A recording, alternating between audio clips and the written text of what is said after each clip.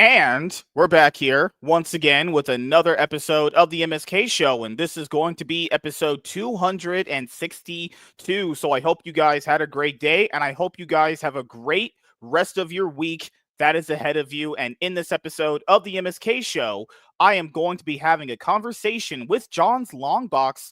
Once again, this is going to be his third appearance on the show. He is one of only two people to have 3 appearances on this show, specifically as far as one-on-ones. The only other guy to have that is Mugen Lord, which is a black man. So John, now people can't call me racist. I had a black man have 3rd appearances before you did. Don't call you racist. Logic doesn't mean anything when using. Yeah, it's true.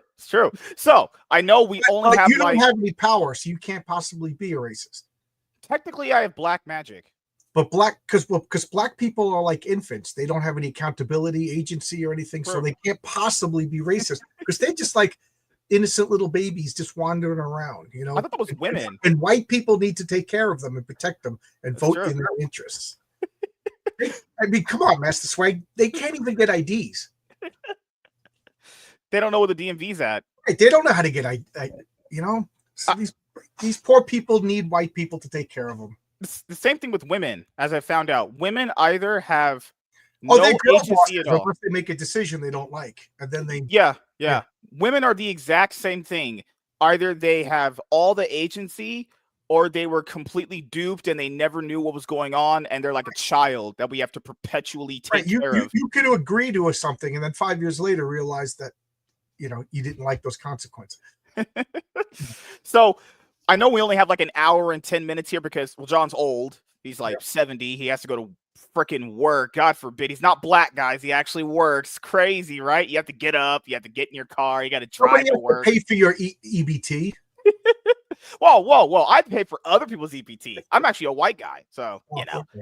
So you actually got into some huge drama recently, and you were known as the guy that pretty much just stayed out of it, which is, I understand. I pretty much do the same thing myself. Unless, I told you, unless I really, really care about something, I'm not going to get involved pretty much at all unless it really just, needs my time. But then what kind of sets you off from what I remember these past couple of weeks was your boy Zach, or AKA Yasoy Whack, the person, as you guys don't know this, John used to be his inside guy that he used to get the information from back in the day.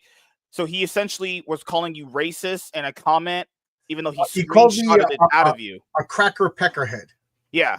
So he basically manipulated a situation in a screenshot to his subscribers to make you look a certain way, when in reality, if you just actually go to the actual tweet, you didn't say anything that he actually said at all. It's ridiculous. I was happily going around, mind my own business, trying to stay out of drama. And to be honest, sometimes I get myself to the drama. I'm not perfect. But in this particular case, what's his name? Yellow Flash just said, who's going to go see the ballerina? The new John Wick spinoff movie. And I said, my wife and I saw it. I said, the only thing that was the Black Ruska Ruma woman kind of pulled me out of it. And then my next comment was, but my wife and I loved it. She pre-ordered the DVD. We liked the John Wick movies. And then my next comment was, John Wick is a superhero. The guy can heal from bullets. He can fall off buildings. So it's a superhero movie. So this 4'11" tiny little girl doing the same things, she's a superhero too. It's just a mindless action movie. I liked it. So he took the one comment because for some reason he has a problem with clownfish, but I was just the innocent bystander that took some shrapnel from that grenade. So on this is your boy Zach, Richard C. Beyer, Diversity in Comics Matter, whatever name he's using. So you went to his website or his YouTube channel, in the community posts, it said, just a screenshot, who's going to see the ballerina? Basically there was a black woman in it, is what it said. And it says crackers, peckerwoods, all of them. So I responded, listen, you cut out the comment where I said I love the movie. I said, but John Wick is supposed to be a member of an ethnic group of assassins, the Ruska Ruma. There's no black people in the Ruska Ruma.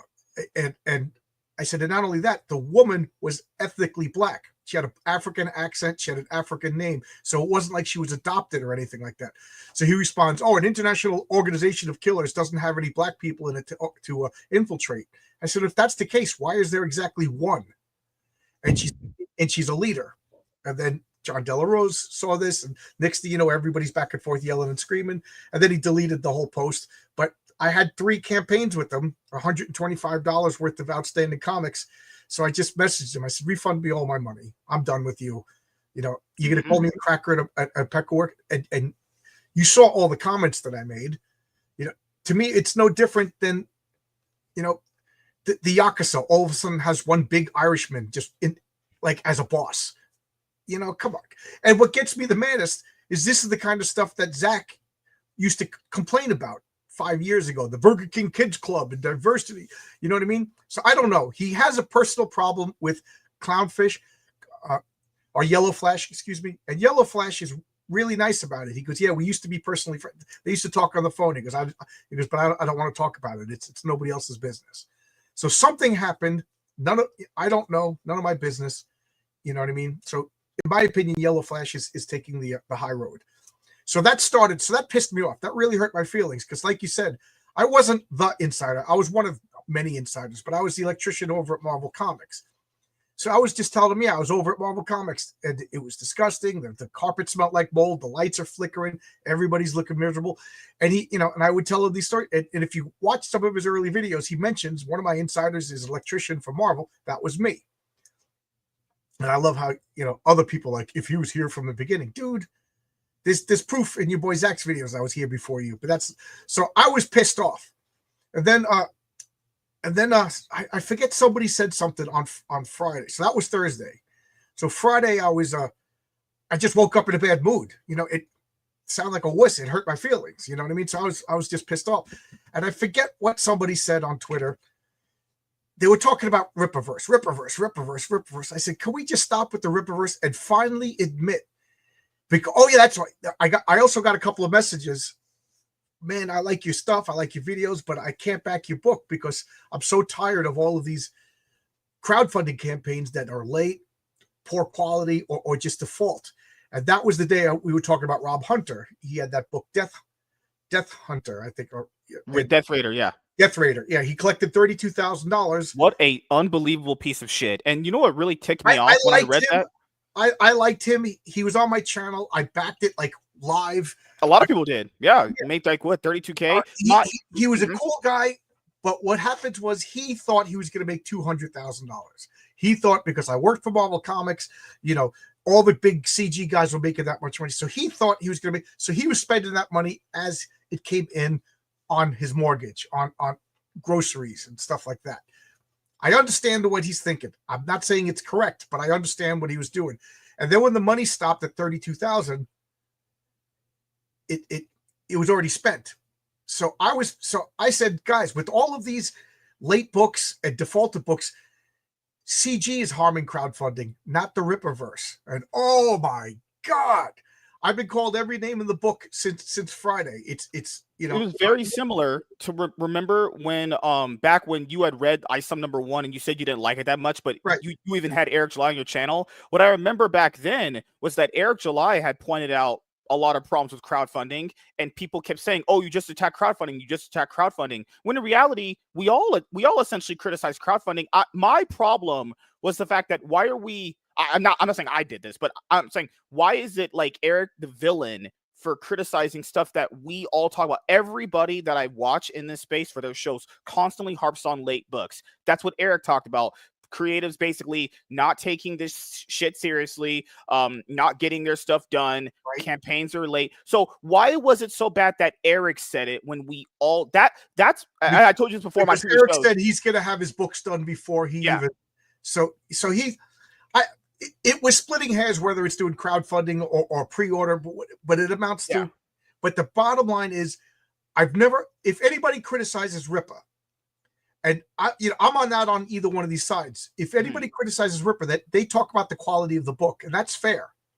You like it, you don't like it, as long as I've reviewed 6 of his books. If you're just a person who hates Ripper, then then consider the source. You know what I mean?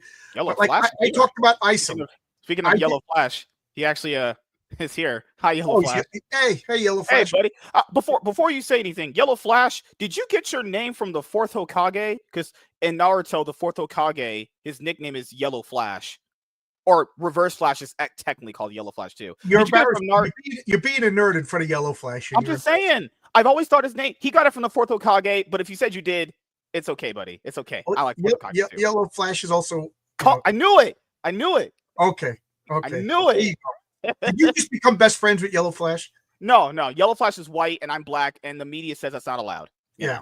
Divide and conquer, everybody. So to continue, so I said, so back to Isom. So I gave a negative review to Isom, but here's the bottom line: is all the Ripper guys, they didn't get mad at me because they knew it wasn't out of anger. They knew it wasn't out of whatever, fear, jealousy, whatever. I explained reasons within the book why I didn't like it. Here. A lot of them disagreed with me, but they understood where I was coming from. And what the Ripper guys have been doing ever since is like, oh, this book is good, John, you're going to like it. Oh, this book is good, John, you're going to like it, which is awesome. They're excited about something. Mm-hmm. Now, the other side, the CG side, they just got mad because that's what Dan Fraga said. Dan Fraga said, all of this detracting is not helping anybody sell a book. But to be fair, it is weird that coming from him when he also has a 5-year late book too. Right. That's, well, again, I'm not defending late books. Yeah. Dan Fraga says I'm part of the problem too. I mean, Dan Fraga had spinal surgery. When I saw Dan Fraga a year ago, his hands were shaking. He had braces on his arms. Like, he had legit medical problems. Again, 5 years is 5 years. Like, so I forget who else said that their father died. Joel Sontag. His father passed away. Oh, okay. That still doesn't mean your book should be 2-3 years late. You know what I mean? Yeah. You know what I mean? My father died. I missed 4 days of work and I had to go back to work. Yeah. And I like Joe Sontag. Please, Joe, don't attack me. I'm just, you know what I mean? But I'm saying there's legitimate excuses. I broke my neck. I was out of work for 6 months. My book still came out. You know what I mean? I didn't touch. You do what you got to do. So I'm saying, I'm waking up to messages. I can't buy your book. Rob Hunter just defaulted. This is another one. I still have like 4 or 5 books that I backed that I never got, that I never even mention anymore because I forget about it. I only found out about them because I went through all my Indiegogo pledges, and asked for all this money back after Richard T. Meyer was a jerk to me. So it is a legit problem. If you say it's not true, you're lying. Now, since I said that, I didn't realize how it was going to explode. Liam Gray then comes and wants to talk to me. I'm like, okay, I never talked to Liam Gray before. And that became a famous video of mine. And then, I responded to your boy, Zach, or whatever. So everything just to the point now they're making up stupid names about me, but not one of them has ever said I was wrong. That's the same thing that one of them. I was going to bring up this too. That's the same thing that happens when I talk about modern women, or like when like people have like those women discussions about why modern women are complete trash. People will say, I'm all this, that, and the third. No one ever says I'm wrong. There's a tweet that I put out that got people. Let's really keep mad. it on comic books. I don't want to. Yeah. So I was going to correlate it back because I made a tweet about marriage or something, and a bunch of CG people got mad at me. It was under like that Yanzi post that went a little viral. Keep in mind, this because I've known you for a while. I just trash talk. But it's not anything super malicious. I just trash talk people. That's just what it is. It's like I like to have fun banter with people, and I like to just take things for what they are, right? It's funny that you said that because I'm friends with Vaughn Coleman. We've met in person. We've hung out together. I've met Vaughn too. He's white. Yeah. You're the black Vaughn. You're the black Vaughn Coleman, by the way. That's crazy hair. God. And so all I said. So somebody made a poll, and for 5 minutes. I was beating Vaughn Coleman. So I just reposted it. And I said, suck it, Vaughn. Or something like that. And somebody was like yelling at me. And I was like, could anybody explain like to this friendless weirdo that this is what friends do to bust each other's chops? And somebody else jumped in and said, Vaughn and John are friends, man. They just busted each other. And then Vaughn responds back, with something nice. But anyway. No, because I had made those 2 tweets. The one to Yanzi was funny to me. I typed that at like 10 o'clock in the night when I was sleeping on my bed, about to go to sleep. I didn't put any thought into that. Then the other one I tweeted, I think to her, or I think someone else that was in there, I tweeted that second thing, and someone else in the thread was like, marriage for men is not a financially good option, pending, as everyone knows, divorce, non-fault divorce, and all that stuff, right? I thought this was just saying stuff to say. I'm not saying you can't get married. I'm not saying you shouldn't get married. I'm just saying, financially speaking, as a man, if you get married, you're probably gonna get screwed if she chooses to leave you. That's all I said. That's all I said. I'm not saying you shouldn't do it. I'm just saying this is a big precautionary thing that you should not do if you thinking this person's not gonna be with you. I just made an Asian joke of like, you should just go work at Panda Express if you're gonna be. Like, it's a harmless joke. These are like, this is basic shit. But you should know better that these soft shell crabs are they can't take a rib. But you know what? Don't rib anybody you're not friends with. You know, that's my advice. You know, like I rib Von Coleman, I'll rib you. You know, I'll rib a couple other guys. But if I'm not friendly with people, you know, and just today I sent a private message that was totally busted balls with somebody, and he messaged me like, "What do you mean?" But I was like, "Oh, come on, man." You know, he goes, "I'm sorry, I just had a bad day." You know what I mean? So, but somebody I don't know, you don't rib. You know, but I didn't have that growing up. Though I say the wrong thing to the wrong guy, there's a fist fight. And I'm like, dude, I'm only kidding. Kidding. For me growing up, we never had that. It was just like dudes would just be chilling and having a good time. So that's how I see things. I just like the banter. So that's one of my. If I'm joking with you, well, first off, my internet experiences, I take everything in the best possible interpretation, because Twitter and it's an imperfect communication. So if there's a way to interpret this in a good way, that's the way I'm going to interpret everything, unless I know for a fact you being nasty. So you saying something to me, I'm not going to get mad. You know what I mean? Because I know you. But I wouldn't joke with anybody that I'm not particularly friendly with. I do find it ironic that a group of people that basically say that, you know, other people can't take jokes got all bent out of shape over a joke. Mandy Summers, that misogynistic tweet everyone saw, she was tweeting that to me. I have her blocked. She blocked. Okay, so one show I was with Savage Dad. You know how when it broke out that she was like this cam girl or whatever?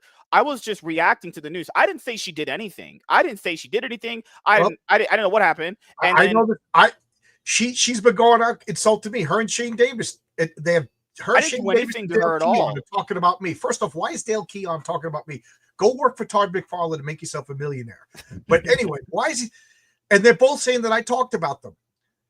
I never said anything bad about Shane Davis prior to saying what I said on Friday about CG is harmful to crowdfunding. I never said it. Matter of fact, I never had to defend Shane because nobody ever said anything bad about Shane to me. But I did defend Mandy a few times. I said Mandy came on my channel, and I gave her I gave her moderator access, whatever she wanted to make herself comfortable to come on my channel. We had like a 2-hour conversation about. We didn't even talk about comic books. We talked about Dungeons and Dragons, and man, did she charm me. Watch that video of Mandy on my channel. It was great. I didn't mention her looks. I didn't bring up anything sexual. Meanwhile, the whole chat was like, boobs, boobs. I don't play that game. I don't play that game at all. So it was a really good, really fun conversation, to the point I was like, I want her to come back. And ever since then, people like, I can't believe you had Mandy. And, you know, they sending me her mug shots. They sending me videos of her teaching Kyle Ritter how to read lips. They said, you know what I mean? So I've seen some nasties, and I still said, that's between adults. It's none of my business. I don't police these comic book people, because let's be realistic. I did stuff in my past that you guys would be like, oh my God, you know what I mean? I'm sure you did something. Everybody did something. So I'm like, you know, every bad thing that we did in our past lent us to this point right here in our future. You know what I mean? Or our present, whatever you want to do. So I was like, I don't want to hear about, like, did she kill anybody? Did she rob? Did she steal? I don't care. I don't care. It's between consenting adults. So I defended her, and now they're on a video calling me nasty names. So I got a little pissed off, and I made a little saucy video the other night. I don't know if you watched it, but you know what? And I asked for a refund. She sent me a long message explaining how, because you said nasty things about me, I'm not giving you a refund. And the book is at the printers. So I have written proof that Mandy says that Gemshock is at the. And then they insulted me.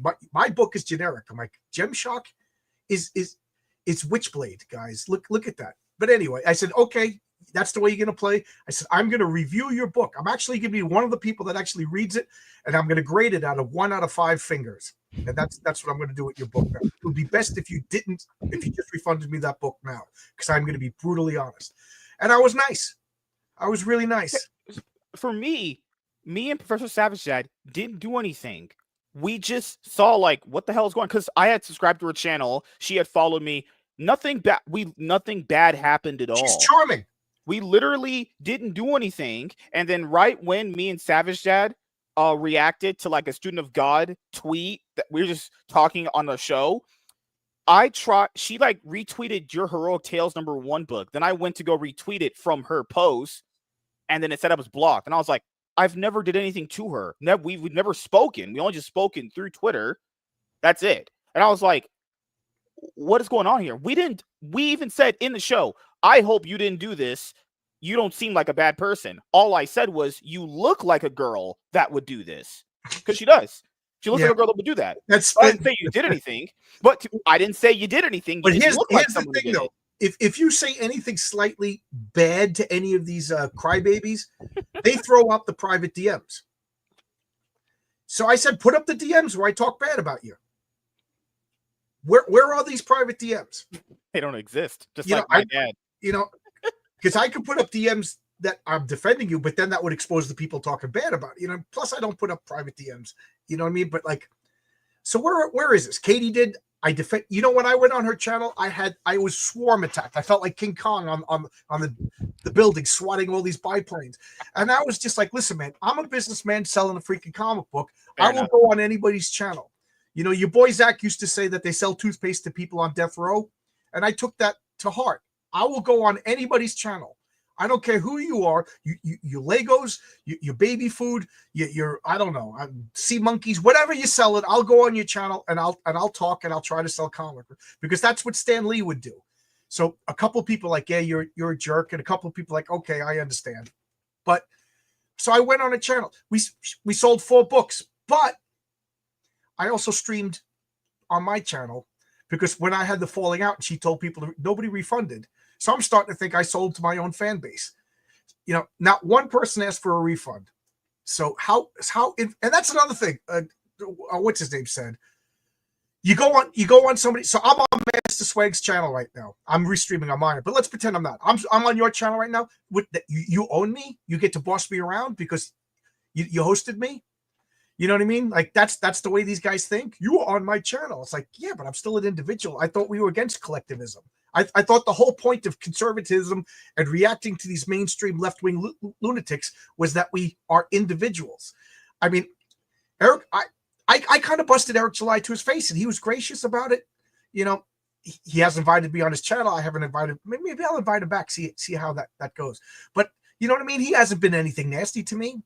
His boys have been nice to me. One of his mainstream guys, Renowned, me and him talk a lot. You know what I mean?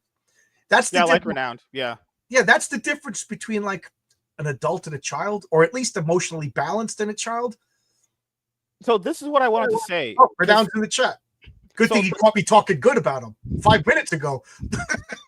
So the Katie thing that you brought up when you were talking to Richard Embry, this is why people like her are what I always say about women. Don't you find it odd that a woman that doesn't know anything about comic books, which is, I want to clarify this, it's okay to be new. That is completely fine. We can all enter a hobby at any point. It's not the point of what I'm bringing up. What I'm bringing up specifically is women her age, the only thing they have in their life is drama. That people notice this. And it's not just with her. Have you noticed this with every older woman you've ever met in your life? At a certain point, when there's nothing else in their life, the kids are can do their things on their own. The husband's at work, he's coming home. They start drama. All she does is drama. That's every woman I have interacted with ever since I've graduated high school. I don't know. I'm just saying, like, this person doesn't know. My close circle of real life friends, I'm just pointing out. But I've seen this in so many women. All they do is start drama.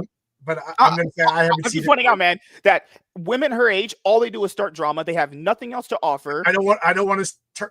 I've already been getting stuff. You never said I was wrong. I don't want all the women in the world coming out after me. I'm just saying. No one ever tells me I'm wrong. That's all women are just drama.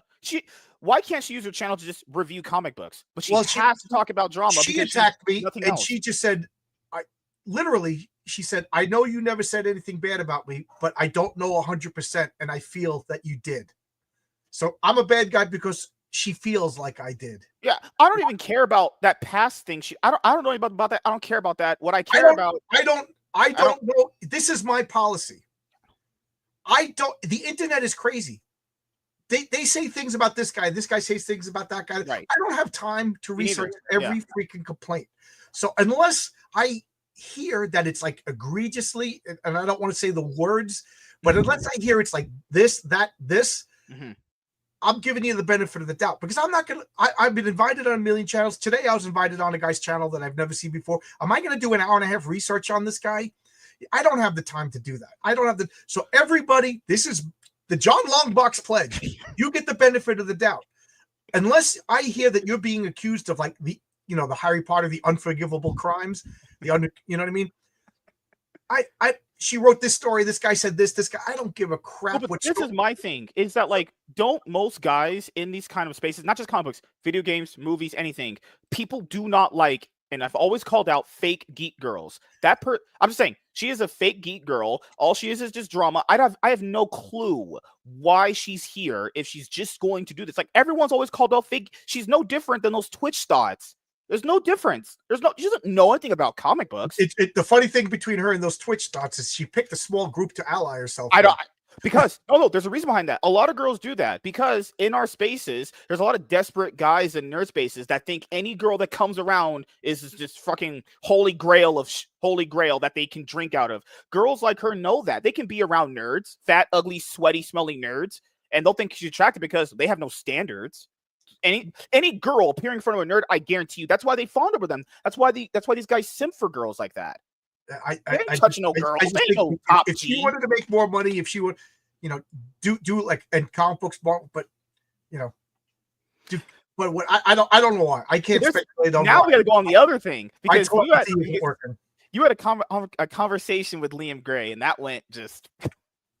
Yeah, that was weird because I woke up at 3:30 in the morning to go to work on that Saturday morning. I came home and I drank so much coffee. I was so wired. I couldn't take a nap. I couldn't do anything. And he was messaging me all day. I want to come on your channel. But because he lives on the other side of the planet, I'm working. You know what I mean? So, and then he went to sleep for however many hours because, the geography of the non-flat earth. So by the time he messaged me, I was like overtired. So I was like, all right, let me put up another pot of coffee. And man, I was like sleep deprivation and caffeine. I was pretty nasty, and I don't know. I just like to point out that the John that you saw in the Richard Embry and the John that you saw in Liam, that was me for the first 50 years of my life. A nasty, argumentative jerk. And one day I just said, I don't want to be like this anymore. But man, the getting called a crackerhead pecker by Richard Meyer really, really, really bothered me. You know what I mean? Like I joke about Black Bolt and Cyclops because we're comic book people, so you're getting the reference that they have this destructive power, so they focus. I literally like, calm down. I'm in the subway. I'm going to fight with everybody. I can't do this anymore. I own a house. My wife is pleading with me. You can't go to jail. Calm down. So I calm down. And then Richard, he took the ruby visor off my face. You know what I mean? And optic blasts were flying all over the place. Now I got the glasses back on. I'm figuring out how to recalibrate them right now. How is that for nerd references? Oh, I was gonna point out this right here because this is something that Ethan has said that I do agree with, and I don't really agree with him on a lot of things. But he did say this one time. He's a smart guy. Remember when he had that so many things so that when he gaslights you, it makes sense. Remember when him and Eric first had a falling out, and he had that stream talking about criticism, and he said basically you should receive all criticism and all that nonsense. He did say in that stream that people are not reading the books in the space, which is true because you asked Liam, you asked him, did you read Godlike? He said literally word for word, this book was made for me. So you think like, okay, you asked him, what's your favorite character? What do you like about it? He says that I couldn't tell you. I said, what's the main character's name? And he's like, oh, I said, but you said this book was made for you. At least I will give Ethan credit. I do know who Cyberfrog is. You know who his name's written on the cover of the book. Yeah, you know who Heather Swain is. I like you say who's in the Patriarch. You could mention the Patriarch because the name's Yeah, on the yeah. cover. You know what I mean? So that's not a fair comparison, but it's godlike. The Romulus saga. His name is on the cover of the book. I thought the character's name was Romulus too. I was like, that was such a, I don't get it. Like, but I do understand. Then I asked him to name a character from a Graveyard Shift, and he couldn't do that either. I mean, it is true. A lot of people are only backing a lot of these books because they like the person. They're not reading the books. There's no way. That's fair though. If you like the person and you're generally entertained by their content, back their books. If you know what I mean. I got guys that I work with that bought copies of Heroic Tales 1. Just they're never going to read it. They flat out told me they never. It was the same as here's $10, John. I like what you're doing. You know, a couple of guys said I don't even want the book. I just want here's $10. You know what I mean? They're not into comp. John, are you an OnlyFans model? That's what OnlyFans only friends. Only friends. So when you get me on there and like you talk to me, I'm like, no, dude, I'm not going to get naked. We're just friends. We're only friends. You know, I get a lot of old Japanese people to. Here, I'm pretty sure you saw this, so I actually found it. The thing I was talking about earlier with. Okay, guys, when I'm saying this, I truly mean this. I was joking. I literally I actually love Asian people. I actually really respect their work ethic. I really do think they're awesome, honestly. So this is what I said to Yanzi. She was talking about Eric July's return policy. You know, that whole Zaylan misprint thing. I'll be honest with you right now. I don't give a fuck about Eric's return policy. I'm not a broke person. If someone said my product is defective, that's cool. I got money. I'll just rebuy it. I literally don't care. So I said, you are a Asian woman, so your opinion doesn't matter. Also, don't your people eat dogs? Just fucking joke. Then Mandy had said, when you gatekeep the fuck out of your company, backfires into racism and misogyny for simply questioning a company's return policy. Nothing in that tweet is a return. I don't care about Eric's return policy. I wouldn't need to return it at him anyway. I would have might just rebuy it, but whatever. Maybe not asking your customers to respond like this would be better for business. Eric July doesn't control me. What in the fuck? This is why women shouldn't vote and shouldn't have opinions at all. What about my joke was any of that? So apparently, riddle me this, guys. Women when they turn 18, they're an adult, right? We're back to bashing on the women. I'm begging you to leave the women alone. I'm tying it in. I'm tying it in. So women apparently can't pick a sexual partner. They're inept, right? But we're gonna allow them to vote. You tell me if that makes sense. This person can't pick a sexual partner for themselves and can't even live life, but we're going to allow them to vote in our important elections that can screw all of our lives over. Yeah, how about no? So I'm just saying, women opinions honestly don't matter to me. They can go fuck off, honestly. You know? That's helping me out here. Thanks. Thank you. Oh. Okay. Yes, it's true. So the other thing thanks a lot. Yeah, I'm not going to be clicked on the late night CG. Oh, it's going to be clicked all over the place. I don't care. But give me free viewership. I don't care, honestly. But no, because the thing is, when you had mentioned that CG is harming crowdfunding, because you had mentioned the fact that Ethan is the leader of CG because he literally owns the trademark. I mean, he does. Oh, I know. Yes, people. It's again. That's another thing. People telling me he lost it. Another guy. I don't know. So I don't know. But I assume he still owns the trademark. Mm-hmm. I'm just saying, like, a straight answer. So I'm just saying, like, CG. Like, this is the thing is, no one talks about CG in a good way ever. No. It never has had a good connotation to it ever. And Shane Davis, he went to the convention. I didn't see people, the few times they filmed him, he was sitting there looking miserable. Dan Fraga goes over to shake his hand. He acts crazy and insane. He's acting no different than Heather Antos, Oh, handshake. Like, so I was joking, instead of the milkshake incident, now we have the handshake incident. It's just as pathetic. So that Shane Davis tweet is so cringe if you guys don't know. So he basically was like, oh my God, this person walked up to me uninvited. They're at a comic convention, guys. That's what people do at cons. They walk up to people that are famous, shake their hands, and take pictures. That's not. Well, you know what? I know Dan Fraga. Dan Fraga, I met him a year ago. He's been on my channel. Dan Fraga is a self-proclaimed odd guy. You know what I mean? So he's whatever. So him walking up to you, you're like, oh my God, this is gonna be, it's Dan Fraga. You don't know. He's kind of, but he extended his hand. You're behind the booth. You're not gonna fist fight. You're on camera. There's security guards all over the place. Shake the guy's hand. Be a man. They all talk about I'm an alpha man. I'm an alpha man. Plus, Shane brags about being an MMA fighter. Dan Fraga is a guy who barely doesn't have a spine anymore after how many surgeries? You know what I mean? So you're in no effing danger. Shake the guy's hand whether you mean it or not, because you know you're on camera. You know what I mean? Like if you're Shane, if Ethan Van Sciver, Shane Davis, Mandy, if they go to any convention, just assume somebody's filming you. And if somebody comes up to shake your hand, just shake the hand. You know, it's one of the things I say at work. I work with real men, and we get mad and we get hot and we yell at each other. And then 20 minutes later, I'm like, hey, dude, I'm sorry. We shake hands and it's over. Shake hands. You know what's funny is that after that, in Shane's tweet about Dan Fraga, one of yours has like some of the highest views, and you said, "Oh no, did you survive?" Yeah. Yeah, he sounds like a little fucking bitch. Oh no, did you? Oh my God, someone walked up to you in public and tried to shake your hand. This is how you know, not just with Shane. This is why men can't function anymore. They've been on the internet too long. That's how you know you are looking at your computer too long and you are not in real life anymore. It's funny because I've been getting a lot of really nice messages from people. How you doing? How you holding up? Is everything okay? You know? Yeah. I'm like, I'm fine. The internet is an illusion. This doesn't exist.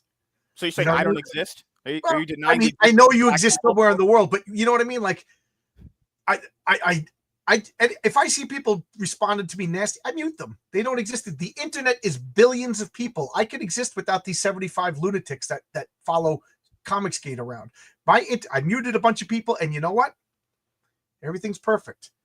I don't watch any Comicsgate really. I even before this, I barely watched any videos.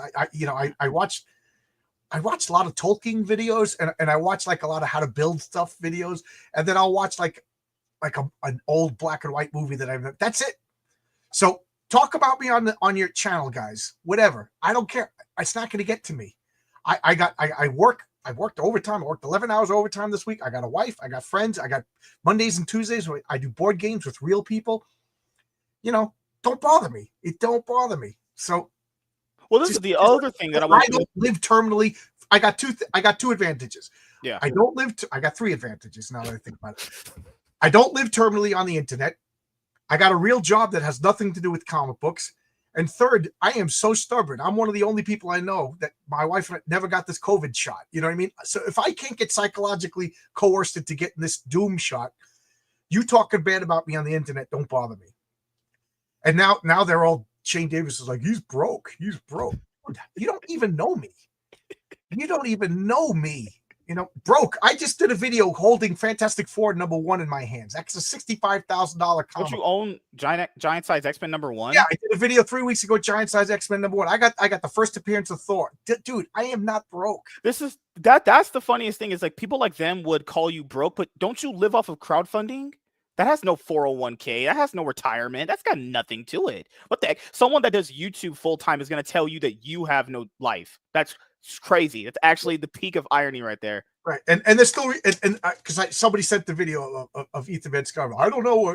This is a rumor. I just heard this rumor that he cashed out his 401k and made this comic book, and then they talked about it for an hour. Isn't that just as bad as when girls? I heard a rumor that Ethan Van Sciver is getting a transgender sex change surgery. It's just a rumor. Now let's talk about it as if it's true. But that's the way it works. I was gonna say that's no different than when those girls would say this guy raped her. Right. But hey, I'm just saying that he did it. I heard a rumor. I heard and then they're gonna address the rumor, you know. So I just laughed at this. You know, and these people who like they can't afford to reimburse your book are crying. You know what I mean?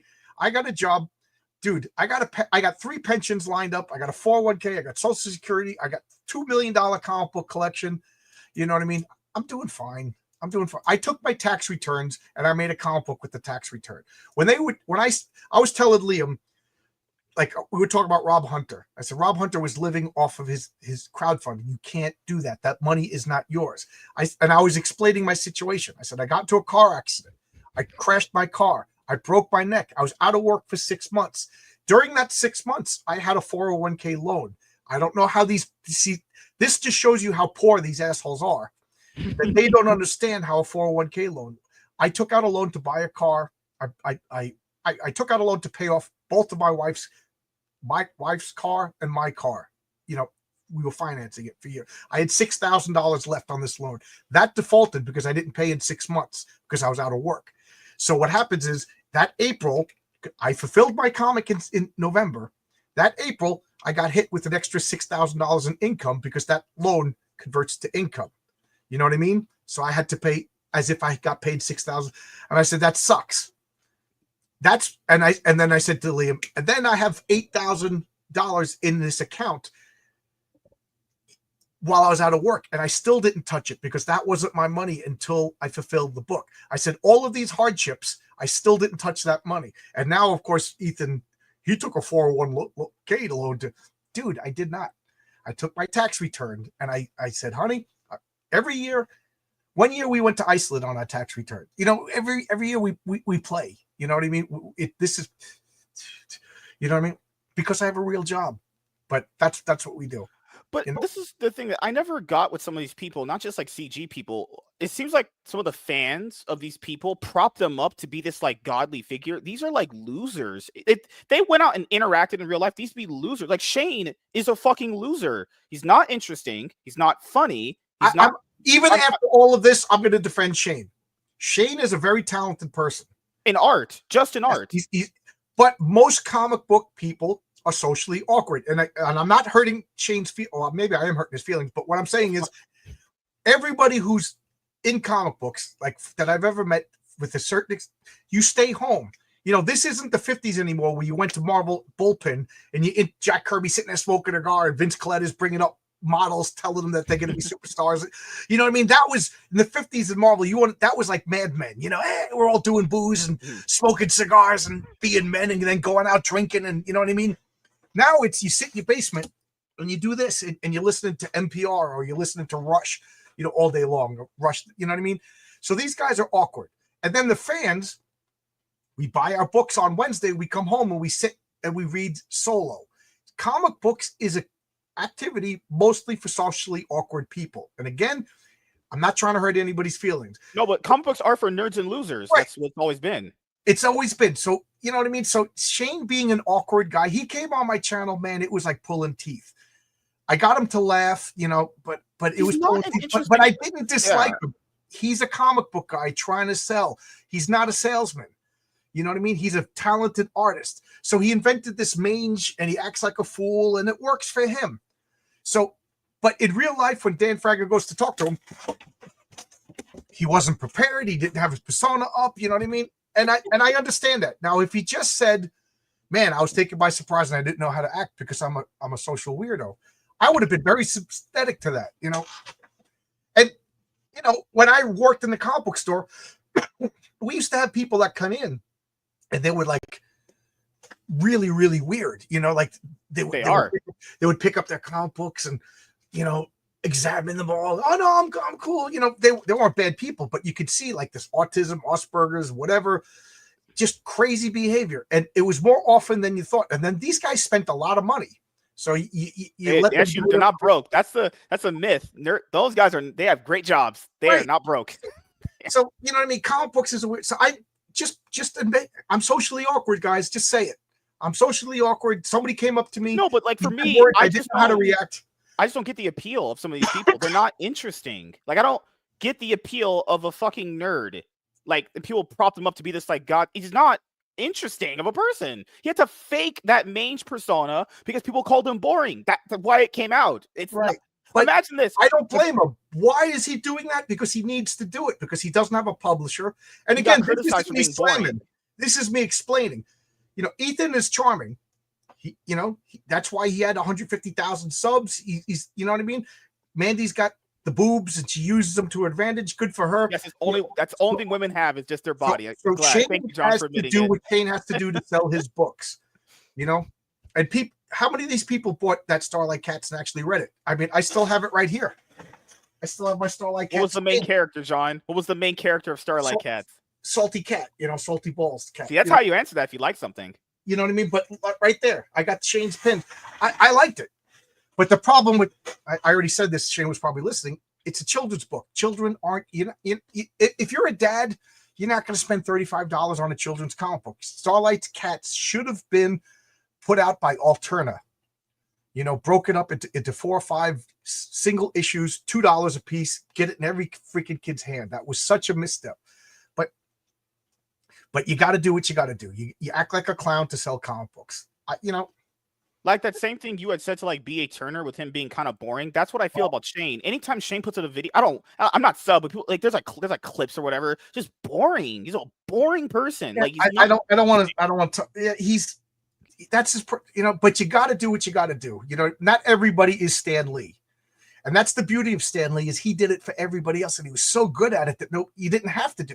Stan Lee going on the Johnny Carson show. How's that for a reference? Old reference.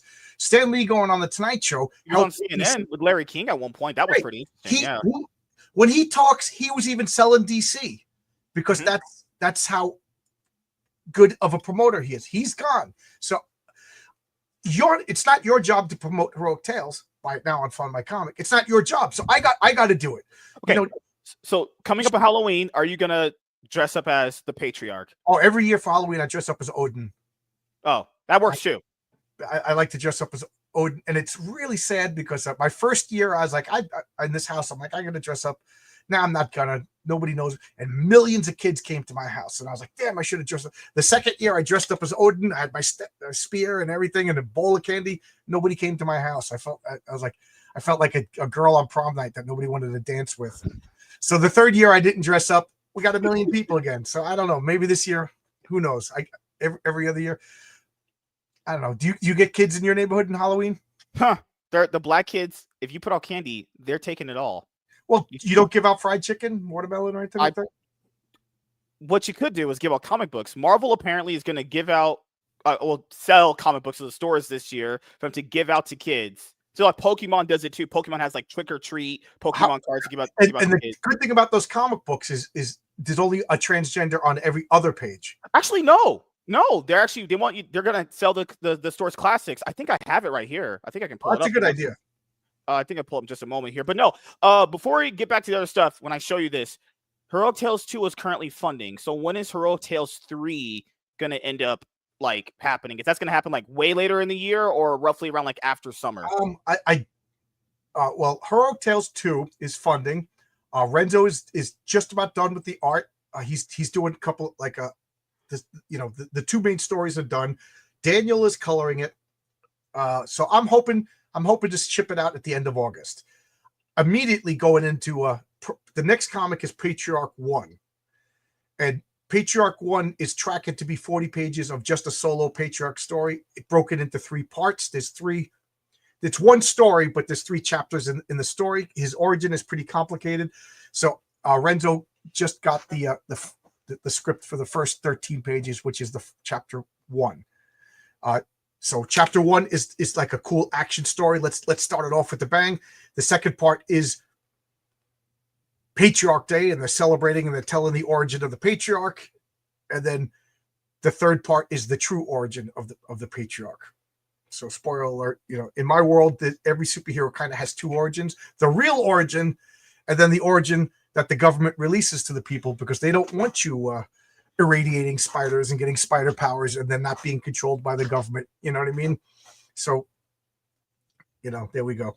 I gave away too much, but I always do when I talk about my comic. Because I asked, Heroic Tales 3 is going to continue the story of Mary Sue, and I'm going to introduce the Raven. Those scripts are still outlined, so I got plenty of time. So it looks like I could do 2 comics a year, but I also have a bunch of artists reached out to me and said they want to work with me. So I got so I wrote a whole bunch of stories for other artists. I want Renzo to be the main Patriarch artist. I want Renzo to be the main Mary Sue artist, and I want Renzo to be the main Raven artist. But a couple like Luke Stone is drawing the Sleeper Agent. Stippling Vaughn is drawing the Printer's Devil. I just talked to Fabrizio Aiello. He's probably going to draw. I don't want to even name the character yet because people will steal it. But it's set in the Old West. I heard a rumor that you got Dan Mora that's going to draw. Dan Pedozian and Dan Mora are fist fighting right now to see who gets to work. Because I said I can only pick one of you. I can only pick one. Jorge Jimenez and Dan Mora are vying right now to draw on Heroic Tales number 3. How in the world did you pay them? Oh, they're paying me. Right. You're paying them an exposure. That's that's a little saying back in the day with bands. You get paid an exposure. Good Lord. Did that take age well? I want to ask you this before I show you guys this, because you talk about the comic book thing to sell to kids. Who are your top 10 favorite people in the indie comic space. So I asked Michael Bancroft this last night. I feel if I say their names, they're gonna catch some of my shit right now. So so I don't know if can I answer that in a couple of weeks when name their books then. That's gonna be the same thing, right? That's Damn gonna it. They're all tied together. Right, yeah. Dang it. But you know what I mean? Like I don't want anybody else. Vaughn Coleman, so that's one. Yeah, Vaughn Coleman's my buddy. He doesn't care. But most guys stay out of drama, and I don't want to mention anybody's. It's kind of easy to figure out, but I don't need anybody else getting associated with me right now. No, because you would say Graham Nolan. You said Graham Nolan's the best. Oh, I love Graham Nolan. I love Graham Nolan, and Mike Barron. Mike Barron. Mike Barron calls me up. I gave him my phone number because I said, Mike, can I send you a copy of my? He goes, yeah, give me a phone number. So he called me up. So I saved this phone number. So then he's like, he must have saved my phone number. So he calls me up, and I sent him the Mary Sue story is complete, lettered, edited. We're working on the Patriarchs. He was like, that was really good. He was really good. I liked the way you told it. You told it a different story than me. You know what I mean? So Mike Barron, he's another guy. Graham Nolan is a class act. Right now, he's under attack for a misprint. It's not a misprint. It's a stylistic choice. It's funny because I saw that page and I'm like, I don't. Is there something I'm missing? I know I'm stupid. This is the thing. Don't worry. 1 of 10 people will have caught it since only like 5 people. But it's not a misprint. It's just he put a small world balloon and then he put like a big sound effect across it. That's just to show you that this guy's losing control of his speech from what I guess, because it's just a close up of the panel. But Graham Nolan don't make a mistake like that. So, coming up this Halloween, if you guys didn't know this, your local comic book store is going to do Trick or Read, free comics for all ages. You have Godzilla vs. Fantastic Four, issue number 1, Venom Lethal Protector number 1, Your Friendly Neighborhood Spider-Man, issue number 1, X-Men 97 number 1, Spidey and His Amazing Friends, issue number 1. Yeah, imagine giving your 5-year-old little girl that. It's just having them not get freaked out. Try that. That's going to be hilarious. It's for, stereotypically it's for boys. You know what I mean? But Fantastic Four versus Godzilla, man. What little kid what could have loved that? Yeah. Damn, could you imagine their first comic book being Your Friendly Neighborhood Spider-Man from that show? That would be crazy. Right. Man, comics. I went Super Saiyan. That's the thing. I transformed. You level 9,000? Is that what's going on? Oh God. Jeez. Oh my goodness. Everybody needs to develop thick skins. Everybody needs to stop watching everybody else's wallet. And everybody else needs to double down. And I can't believe formerly people that I was friends with, people that I worked with, all I said is, because they were like, Eric July's hurting book. I said, you want to make comic books good again? Shut your mouth and produce. Is that controversial?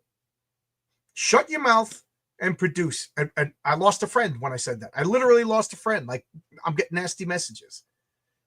And under it's tweeting and laughing and stuff like that. What is so bad about that? At work, if my foreman told me to shut my mouth and produce, I'm like, right? It's logical. It makes sense. Stop watching everybody else's channels for 14 hours a day. Stop being on a channel for 14 hours a day. Yeah. Shut your mouth and produce your damn books. And then, I caught hell for that. Dan Fraga said all of this fight with Eric July isn't selling any comics. It's true. So here's another theory. Because if somebody could say, I heard a rumor, or I don't know if it's true, John broke, and then here's another rumor. EVS can't draw anymore. He physically can't draw anymore. I'm making up this rumor now based on I've seen pictures of his claw, his lobster claw of a hand. He can't draw anymore. So this is he's doing everything he can to keep the money train going because he physically can't draw anymore. I don't know if that's true, but I heard a rumor. And that's fair now. Because and you heard this rumor too. I had sex with 2 women. One was Ana de Armas and Scarlett Johansson. We had a threesome, and I blew their backs out, and I made them blow their loads. It was a rumor. But I heard they were saying to you that I had 9 inches and I was good inside them. Did you hear the same rumor that I did? No. In fact, I heard the opposite. I heard that I heard you were with Andy Dick and the guy who played the Flash. God damn. That's gay. That's super homosexual. I do not swing with dicks. I like women, actually. Oh, this is Pops. Oh, what's up, man? Pops is here. Yeah, I've been saying for 3 years, drama does not sell comics, yet it seems to be a prevalent everywhere. Yeah, the thing is, it doesn't sell comics. And even if it did, hypothetically, if it did, no one's reading them. They're buying it because they just like the person. Those people aren't actually comic book fans. They're not reading them, you know. So the double-edged sword doesn't even work because, like, if you have a bunch of these people that you're selling to, they're not reading your comic book. You wouldn't even know what to get better at because they're not even going to critique it because they're not even reading it. They're not even interested in reading it. That's crazy, honestly. I got 2 bad reviews from people that aren't necessarily my friends, and I agreed with both things that they said. You know what I mean? And I took that into consideration for my next issue. And these are people that I'm convinced no matter what I put out, they would have complained. But I was like, oh, that makes sense. And one of them being Katie did. I actually talked to her about it. I said, what you said was pretty valid. You seem to be pretty fair about it. She's like, oh, really? And that's when she invited me on her channel. And now she's telling everybody I begged. I love that. Frog Tony invites me on his channel. I know it's going to be a hit piece. So I said, okay, I'll come on if you turn on your camera. No. And then he's like, you begged to come on my channel. Okay. All right. Yes, as if you needed to be around the god Katie did, the person who's maybe read like a single comic book in her entire life, who only values drama. Yeah, you had to grace. She had to grace her presence to you. You should feel honored for that. But if you want to be a drama channel, that's fine. But drama fans aren't necessarily comic book fans. That's all women have. What else do they have? Anybody. If your channel is known for drama, your fans. I honestly 100% believe that the original comic book fans who were into this from like 2015 to now, they all left. They got chased away and they got replaced by people. I met a woman. I went to a comic book signing. I had drinks with this woman and her husband and Billy Tucci and all these people. And she flat out says she doesn't read comics. She just likes the drama. You know? That's women for you. I wasn't saying this to be mean. That's what they are. I'm not pure. And they would never tell me I'm wrong. Just keep in mind, I never told I'm wrong. They called me. They said everything in the world. They never produced these DMs that said I talked about them. And they never said I was wrong. CG, let me say this as succinctly and as clearly as possible. Comicsgate is doing more harm to crowdfunding than any other group of comic book makers. Indie Comics, Rippaverse, whatever you want to say. If look, and now I have to laugh because now they're all posting pictures of Von Coleman and Miller and all these guys having fun in person, hanging out. You know what I mean? I guess they should have been hanging out in their basement or getting drunk in their hotel room talking about hookers. Did you see that video? I think it's so funny that you would post a picture of other people at a get together having fun, and you think that's an own to them. Right. I can't comprehend the logic of someone like that. I forget what convention it was. It was a Texas convention. I forget what it was, but somebody posted a picture of like a 15-year-old kid wearing a Ripper shirt and said, get a load of this. It's like, dude, first off, you took a picture of a kid. That's creepy in itself. Right. Second of all, what is this kid doing? He's just walking around wearing a Ripper shirt. But nobody took a picture of anybody wearing a CG shirt, an Inglorious Rex shirt, a Cyberfrog shirt, because these people don't, they don't wear.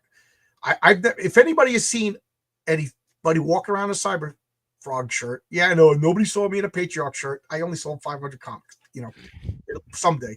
But I was telling there's a guy I work with, Mark. He's my age. He's an old gray-haired, old Council of Elrond wizard type guy like myself.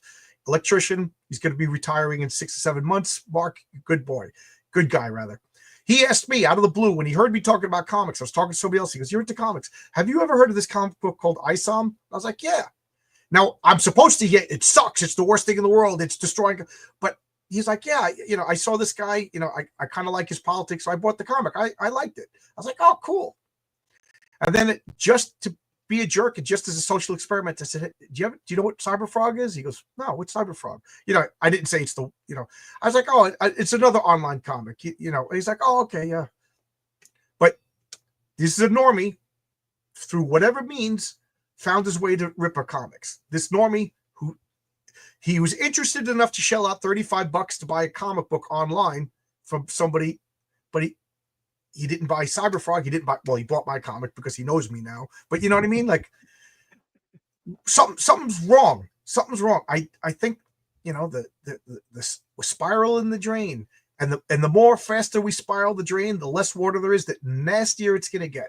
Rob Hunter, in his update on his Indiegogo campaign, even said the quiet part out loud, which isn't even really that bad. He said, "My peers' campaigns are getting less and less and less money." He even said it. That's literally word for word. But you even know this too, as someone who's been reading comic books for a very long time. Comic books don't have this thing really where like numbers go up and up and up. That's not a constant thing. You want to just have a consistent number for them. Like that's why it was always so crazy to me that they harped on Eric's numbers going down when it was just consistency. If you have a consistent amount of people reading your books, it's all you need in comic books. Like people check out number 1 and they might check out number 2. Right. And by the time you get to like issue 5, my number 1 sold, Heroic Tales number 1 so far sold double of what Heroic Tales number 2 sold. Now, granted, I didn't do Kickstarter or Indiegogo yet. Yeah. Yes. So we'll see. But I have a feeling Patriarch number 1 will probably do better than Heroic Tales number 2. But whatever, a lot of people are excited. Maybe they had more money. Whatever excuses. I made enough money to fund the next issue, so it'll happen. But watching in the history of comics, the second issues, the third issues always sell less, and very rarely do sales go up. Like there are legendary runs, like George Perez is run on the Teen Titans. The comics went up and up and up. The X-Men, when Jim Lee took over the X-Men, the sales went up. But for the most part, you're right. The sales tend to go down, and then there's because from what I hear, you try to want to get a consistent line of people that'll constantly be able to buy your book. Right. Because those people right there, because you always talk about tourists and everything, that's why you would expose yourself as a tourist. If you think that comic book sales just go up and up and up with each issue, it's like that's not ever been a thing. If that was a thing, people in the industry would be making a lot of money if the issues and if the numbers and the sales went constantly up. Right. It's just not what happens. No. Like I don't think it's anyone's fault. That's just how comics are. Comics don't have people that'll stick with them for the entire thing most of the time. Some people only maybe check out 3 issues and they drop off if they don't like it. Some people are for lifers and they go through the whole thing. It's not a one-to-one comparison. It's always going to be a case-by-case basis. That's why I said comparing someone's numbers doesn't really mean anything, because this is how comic books always function. Someone could have $1 million and someone could have $2. Doesn't matter. For me, well, first off, I would say Artie Tiber said the same exact thing just the other day. Oh, great minds think alike, huh? About no, he said that all the drama in infighting doesn't sell comics. So I'm waiting for him to get canceled, but that's not gonna happen. Rules for thee, not for me, kind of thing. And he's a good guy. I'm not slamming on it, but he's a wonderful guy. But he said the exact same thing as me, but I'm the bad guy. And again, nobody said I was wrong. They just attacked my character, my person, rather than my message. Attack the prophet. But anyway, I'm not competing with anybody else. Me and Vaughn bust each other's chops. Vaughn Coleman. If you're watching Vaughn Coleman, he'll because we were literally going to launch on the same day. It was just a coincidence. So I said I'm going to hold back a couple of weeks because I don't want to steal his thunder, and I also don't want to compete. So ever since then we've been having a rival. Oh, I sold more than you sold more than me. But ultimately, that's just a good fun. I want Vaughn Coleman. I want Phenomenova to sell well. You know what I mean? I want my comic to sell well, but I'm only competing with me. That's it. That's the only person I can compete with. Everybody else has a different situation. I'm a hobbyist. I'm doing this for a hobby. You know what I mean? I'm winding down on my career. In 2 or 3, 4 years, I'll be done working, and then maybe I'll do more comic books. But I don't think I'll ever be dependent upon comic books for my income. I'm doing this because I like to do it. I would like to break even. That's if I break even, I'm the happiest guy in the world. If one guy sent me a letter that said reading Heroic Tales #1 made me feel like a little kid reading a Superman comic.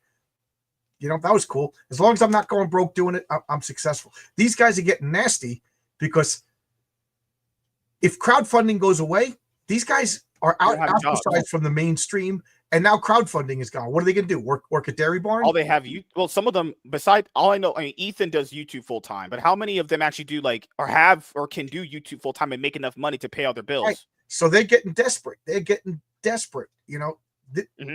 And all they have is crowdfunding. So if you attack it, or not attack, if you critique crowdfunding or give it criticism, they're taking that personally. I don't know why. Right, because they're not going to mow lawns. They can always work at Dairy Queen, dude. I always need a new Starbucks barista. To hand me my caramel frappe. They're viewing it as, man, you're stopping me from feeding my kids. Well, then wouldn't you want to improve? Yeah. If you're that serious and upset when somebody, don't give Eric. Let's pretend Eric July is a bad person. He's not a bad person, but let's pretend. And what he's saying is malicious. Well, you know what? Don't give him any information. Don't give him any ammo. Then have your campaigns come out on time. Hire that editor. Charge a reasonable price. Don't have 14 open campaigns. Don't talk crap about people. And then when Eric July says the things that you pretend he says, we could all go, that guy's the bad guy. But Eric July ain't the bad guy. He pointed out legitimate concerns. And I'm hearing it too. Every day. Look at his reaction to the master races on Fund My Comics. People are like, you gonna let this guy have another bad campaign? And it's a coordinated attack. Dude, I have that much power. I got less than 2,000 subscribers. I got 141 sales on my comic book.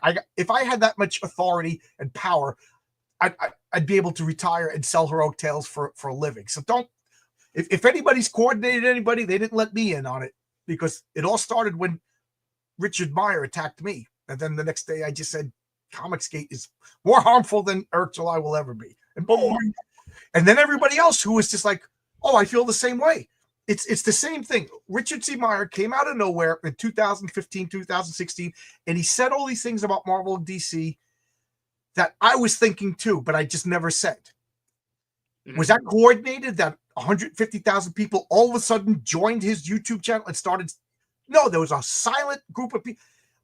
And now I said something, and all of these other people are like, yeah, I've been thinking that, but either I wasn't brave, or I didn't articulate it, or I kept my mouth shut. And now everybody's like, we could say this now. We could.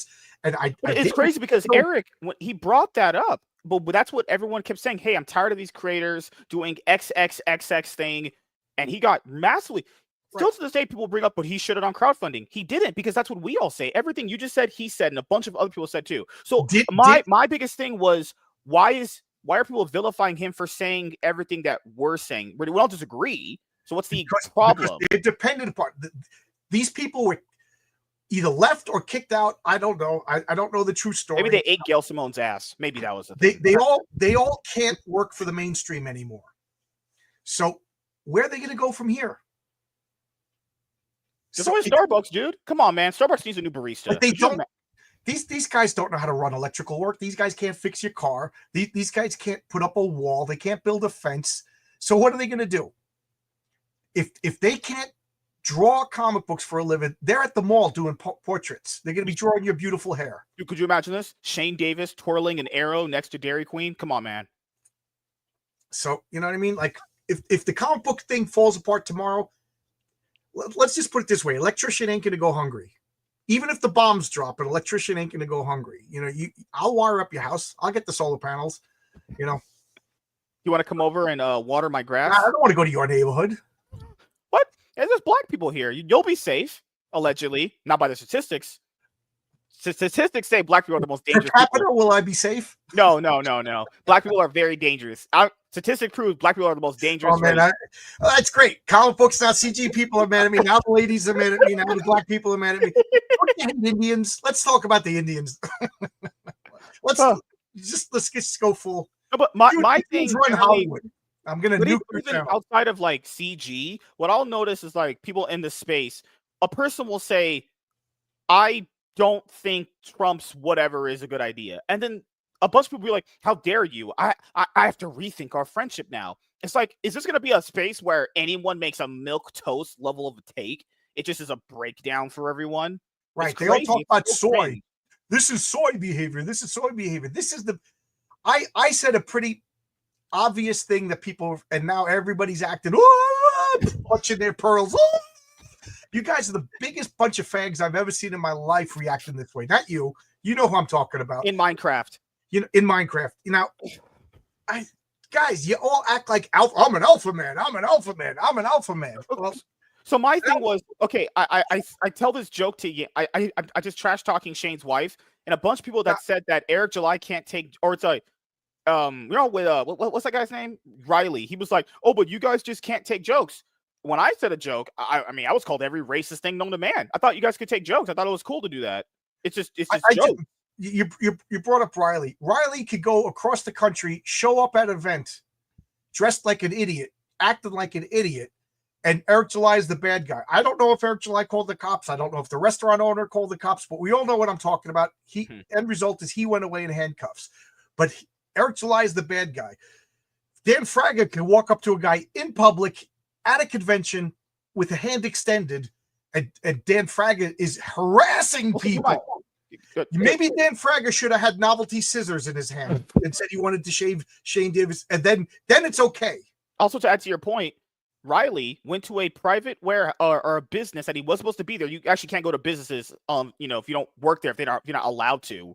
So he goes somewhere he's not allowed to, vandalizes the building. Doesn't matter if you put money there. That's vandalization. That's literally what it is. You can't do that. Dan Fraga goes up to Shane Davis at a con where you literally go up to people and meet them. He said it was uninvited. That's not how a con functions, Shane. I know you're like retarded. You're not living in the real world because you're a socially retarded moron. It's not how that works. I'm giving anybody who goes to a convention, anybody who tables at a convention, here's advice. Somebody is recording you. So when somebody you don't like comes up to you in the future from this point, you shake their hand and you kill them with kindness. That's it. He came up uninvited, man. When I was at a con, dude, he caught me by surprise. It was uninvited in a public building. I was just sitting there eating my I don't know, my soy lettuce. I was eating out a fucking I don't know. What does do with eating chicken biscuits or whoever just backed my book? Thank you. I just got a message. Thank you. Right. Oh my God, Master Sway, you just got me a sale. That means I can never say anything bad about you. You're now my boss. Right. I have to do whatever you say.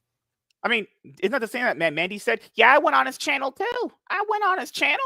Yeah, I came over there. I went on there. She came on my channel, but and I pushed Gem Shock, even though it's Witchblade, and then Pitt is on the cover. People bought that because of Dale Keown cover, but so does that mean I'm her boss?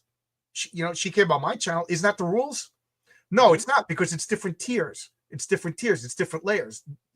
I'm a peon. It's so freaking stupid. Good Lord. It's one of those things where, like, some people in that group wants to know, do I have to pick your cotton now? Is this how it goes? I think that's how it goes, right? Yeah. Okay. Because I mean, what did they call them in Django? They called them porch monkeys. Can I even say that? Jesus. How you doing, guys? I gotta go to bed. Good night. Yeah. I said it in Django. People love that movie. Quentin Tarantino he did a great job in that movie, honestly.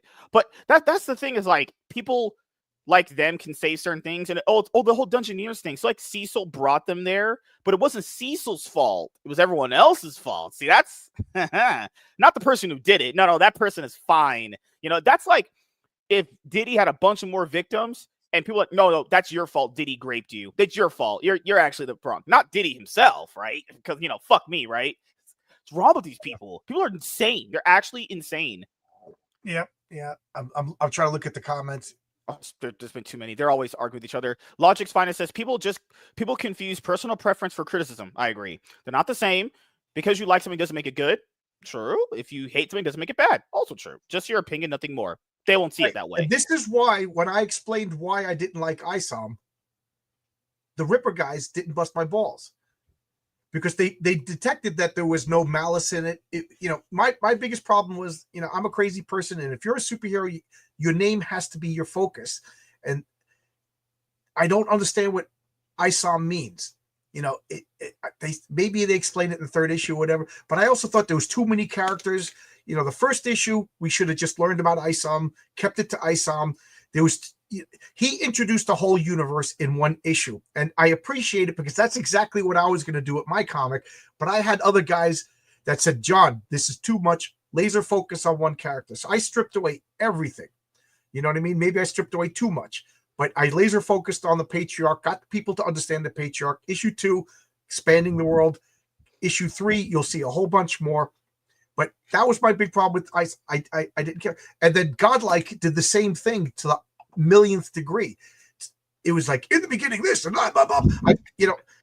I didn't know anybody's names. Like, each panel didn't have anything to, and when I said my explanations of why I didn't like Godlike, all that mattered was I was a bad person, because how dare I say I didn't like God? I paid $50 for that freaking comic book, and it came out 3 years late too. From what I know, it came out years late too. Just saying, so you paid all that much money for a book. It came out years late, and it was. I'm not saying it was good or bad. I haven't read it, but from what I've heard, it wasn't looking all that good. Just saying. And then accept all criticism, but don't you? You can't criticize my friends. You missed that part, John. You can't criticize people that I like. It's like that old what was it, the Dead Kennedys, freedom of speech, just what you say. Even though Ethan had said himself he didn't even finish it. When people had asked him, "Did you finish this?" He said he didn't finish it. Logic's finest is calling me out. He says, "John, not to be that guy, but you broke your own rule. Patriarch has nothing to do with his power. You can't attack Isom for doing Patriarch. He's the father. He's the Mr. Fantastic also has nothing to do with his power." Does his dick stretch when he stretches out, Mr. Fantastic? That's why they call him Mr. Fantastic. That is but true. The Patriarch, his focus is fatherhood and protection, and he uses his telekinesis to protect. That's why he's not using telekinetic bolts to cut people's throats. He's not picking up a knife and slashing people's faces and stuff like that. He's really making shields and protect it. Plus, there's a reason why he behaves like he does, and you'll see that in issue 2. So yeah, I guess you could call me on it, but it'll all make sense if Eric July explained why Isom is the character's name and everything. Then, but the problem is that's $120 I'm into this comic book. You know what I mean? If Isom #1 was $10, all my problems would have vaporized, because okay, you got to take into consideration the price. Well, in the anime Bleach, the main character's name is Ichigo, but that means like strawberry or some shit in Japan. I don't think he has to be farting out strawberries for you to know his name or meaning to it. That's my thing. I don't really care, honestly. Is Bleach superheroes? I pretty much, if you have superpowers to me, you're superheroes, honestly. Well, there's a difference, like sci-fi, like are the Jedi superheroes? You know what I mean? If telekinesis. Sci-fi has different rules, and I'm talking traditional Western American comic books. Do you consider telekinesis a superpower? I don't know anime well enough to argue. No, I'm just saying in general, because the Jedis are essentially like they have telekinesis. Do you consider telekinesis like a superpower? Oh yeah. I'll consider a superhero then, probably by that logic. Then, if you're using that logic, sure, But I mean, so what would you consider Batman? Is Batman a superhero? Technically, yes, but technically, no. Yeah, it's weird. That's why I said John Wick is a superhero.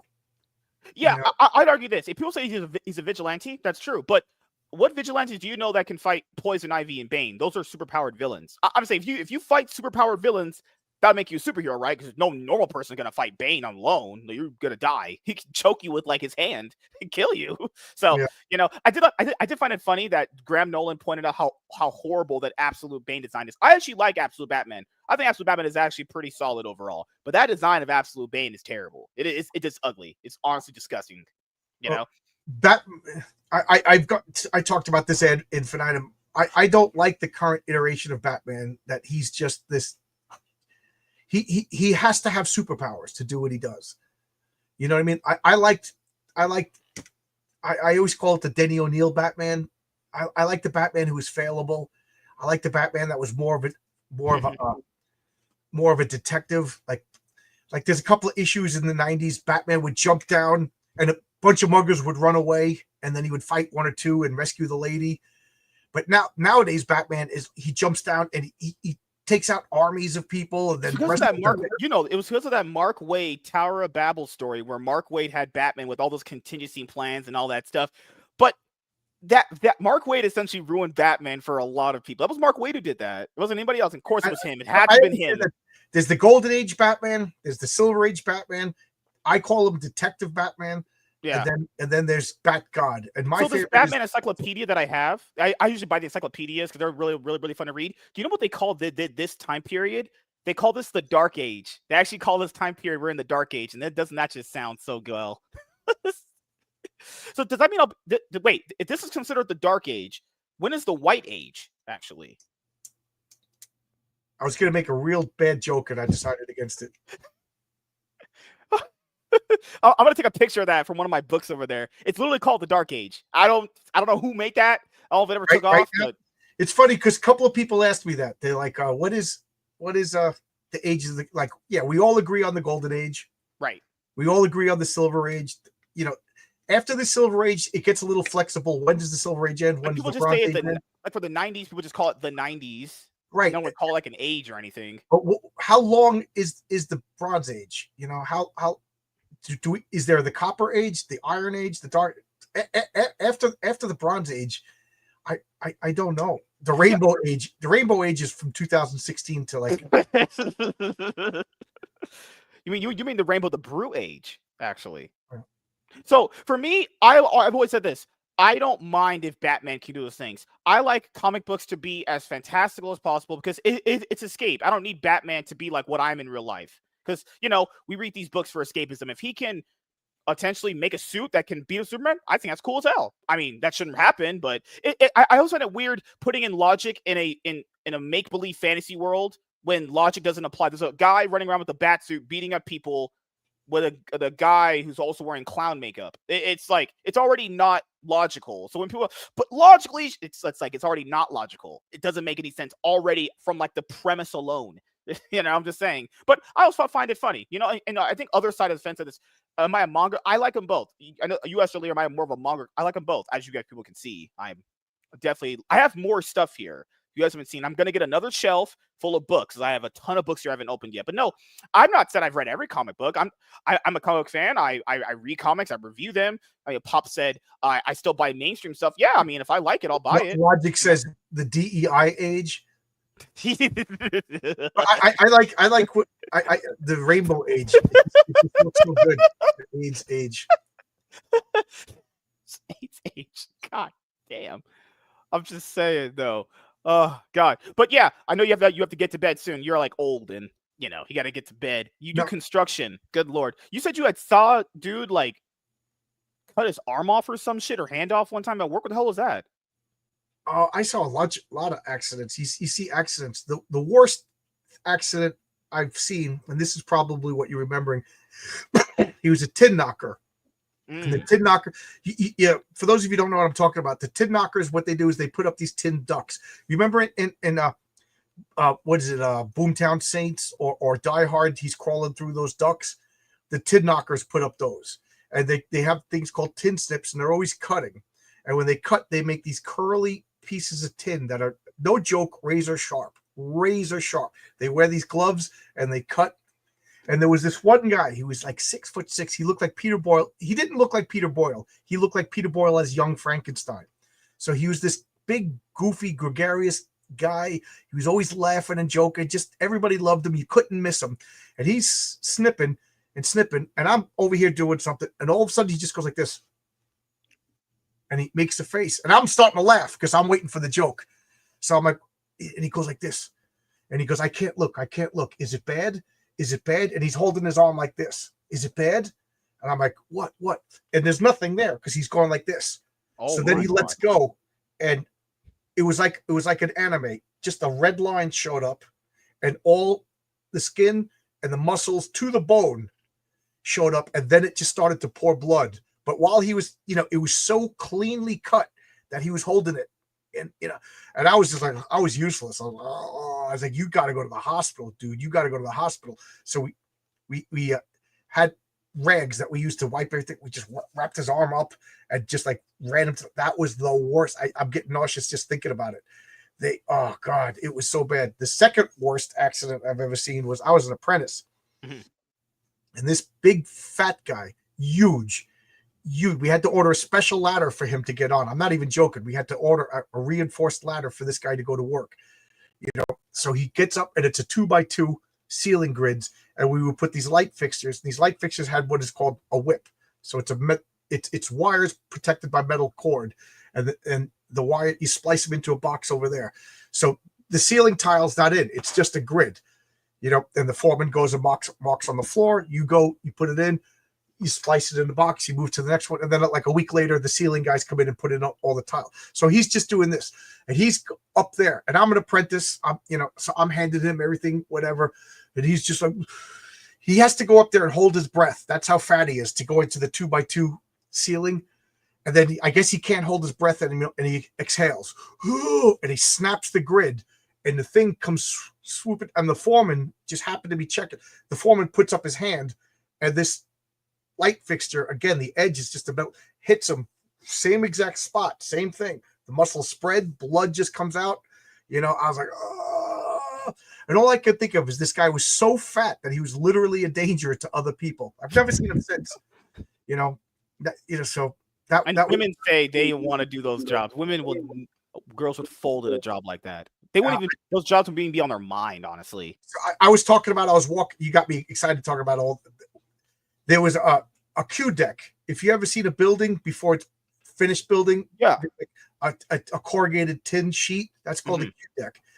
And some guy was walking on the Q deck, and somebody must have not flagged. This area is not pinned down, so when you walk on it, it starts to wobble. And it's tin, and it was probably wet, so he just slid right off the building. Boom! And it's just like you work it. That guy's dead. They closed down the airport. 2 days we had to go to other jobs. That guy died. Just good Lord. The most bizarre thing I've ever seen at work was we were working we were building a building, and there's no power. So they're building the shell. There's no power. So there's a temporary little shack, and Con Ed comes and they wire up this shack. Con Ed, it works they're like a quasi government. They make their own rules. We can't touch the Con Ed shed, but whatever leaves the Con Ed shed is our responsibility. So it's the Con Ed shed. We can't touch it. And they break whatever rules they want. Who are you going to do? Report them to them? You know what I mean? They are the authority when it comes to New York City electricity. So it was just poorly put together.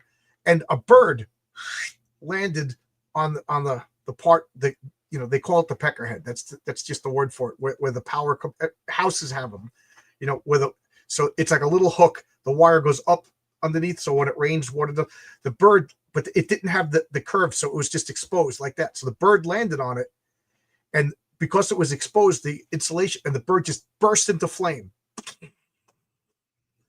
And once it burst into flame, it just like stayed there, didn't move. And then the bird burns down the shed. The building goes out, and we're showing up to work. The fire department's there, but the fire department can't do anything because Con Ed didn't turn off the power. It was so poorly, the power was constantly going, so they can't spray water.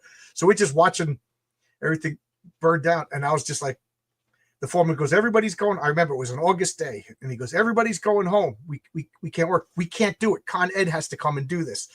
And that guys are throwing down their helmets. This is bullshit. I'm losing a day's pay. And I just turned to my partner. I was like, oh man, it's 6:30. You want to go to the diner, get some breakfast? And he's like, yeah, sure.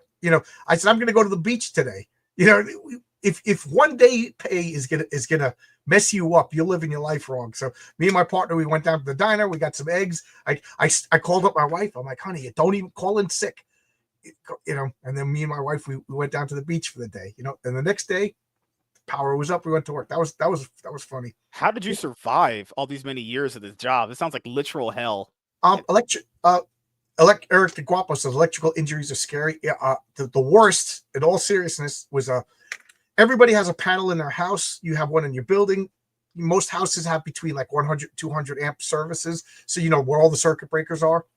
Well, we have like temporary ones in job sites, the 60 circuits, things like that, 20 circuits, all different sizes. So this was a 60 amp breaker. I think it had like 10 circuit breakers.